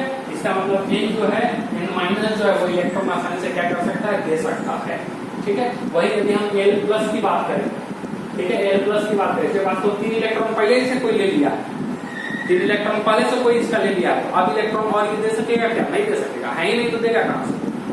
क्लियर है? क्लियर है बात मेरा, समझ में आया? तो इसको बनाने के लिए सिंपल तरीका है, higher is the value of Z, ठीक है, क्या है, higher is the value of Z, जिसका Z सबसे ज्यादा है, ठीक है, higher is the value of Z, इसका कितना बेटा 13, 12, 10, ठीक है, इसका कितना हो जाएगा 9, 8, 7, ये Z है सबका, ठीक है, Z है, higher is the value of Z, more will be the Z effective, जाहिर सी बात है, more will be the Z effective. ये तो हम लोग पढ़े हैं, पॉजिटिव का कैटायन का Z इफेक्टिव क्या होता है, ज्यादा हो जाएगा इसी में, ठीक है। अब ये बात जैसे ही आ गया, higher is the value of Z isoelectronically, more will be the value of Z effective, और अपने को पता है कि Z इफेक्टिव ज्यादा होगा तो आयोनाइजेशन एनर्जी क्या हो जाएगा उसका ज्यादा, क्योंकि Z इफेक्टिव ज्यादा हो जाने के कारण क्या होगा, force of attraction from the nucleus बहुत ज्यादा बढ़ जाएगा, और बहुत ज्यादा बढ़ जाने के कारण आयोनाइजेशन एनर्जी यानी इलेक्ट्रॉन को बाहर निकालने की जो एनर्जी होगी वो बहुत ही ज्यादा लगेगी। Is that clear? समझ में आया? यानी कि आयोनाइजेशन एनर्जी से क्या होगा, देयरफॉर IE क्या होगा, हायर, यानी कि IE क्या हो जाएगा, बढ़ता चला जाएगा। और ये बात समझ में आया? आइसो इलेक्ट्रॉनिक स्पेसिफिसिटी क्या देखना आपको, केवल और केवल Z, जिसका Z ज्यादा होगा उसका आयोनाइजेशन एनर्जी क्या होगा बेटा, ज्यादा होगा, यानी कि ऑर्डर Z किसका बड़ा है, एल्युमिनियम का, सबसे छोटा किसका है, इसका, यानी कि N-3 सबसे कम, उसके बाद क्या हो जाएगा O-2, उसके बाद F-, उसके बाद आपका कौन सा हो जाएगा Na+, उसके बाद कौन सा हो जाएगा Mg+2, और उसके बाद क्या होगा बेटा Am+3। तो ये बेसिकली क्या होगा, आपका ऑर्डर पाया जाएगा आयोनाइजेशन एनर्जी का और आइसोइलेक्ट्रॉनिक स्पीसीज। ये पूरे तरीके से आज की क्लास में आपका इलेक्ट्रॉन गेन एंथैल्पी, उसका क्या बोलते हैं इफेक्ट्स, ठीक है, इफेक्ट उसका क्या क्या है, साथ ही साथ हम लोग क्या देख लिए, उसका ट्रेंड देख लिए, एक्सेप्शन केसेस देख लिए, कई सारे क्वेश्चंस देख लिए, और साथ ही साथ आपका आयोनाइजेशन एनर्जी में भी जो निगेटिव वाला पार्ट अपना छूटा हुआ था आयन वाला, वो भी हम लोग खत्म कर चुके। अगले क्लास में हम लोग अगला जो पीरियोडिक प्रॉपर्टीज अपना है इलेक्ट्रॉन नेगेटिविटी को, वो हम लोग कवर करने वाले हैं। आई बात समझ में? चलिए अगले क्लास में फिर से मिलते हैं। Thank you so much.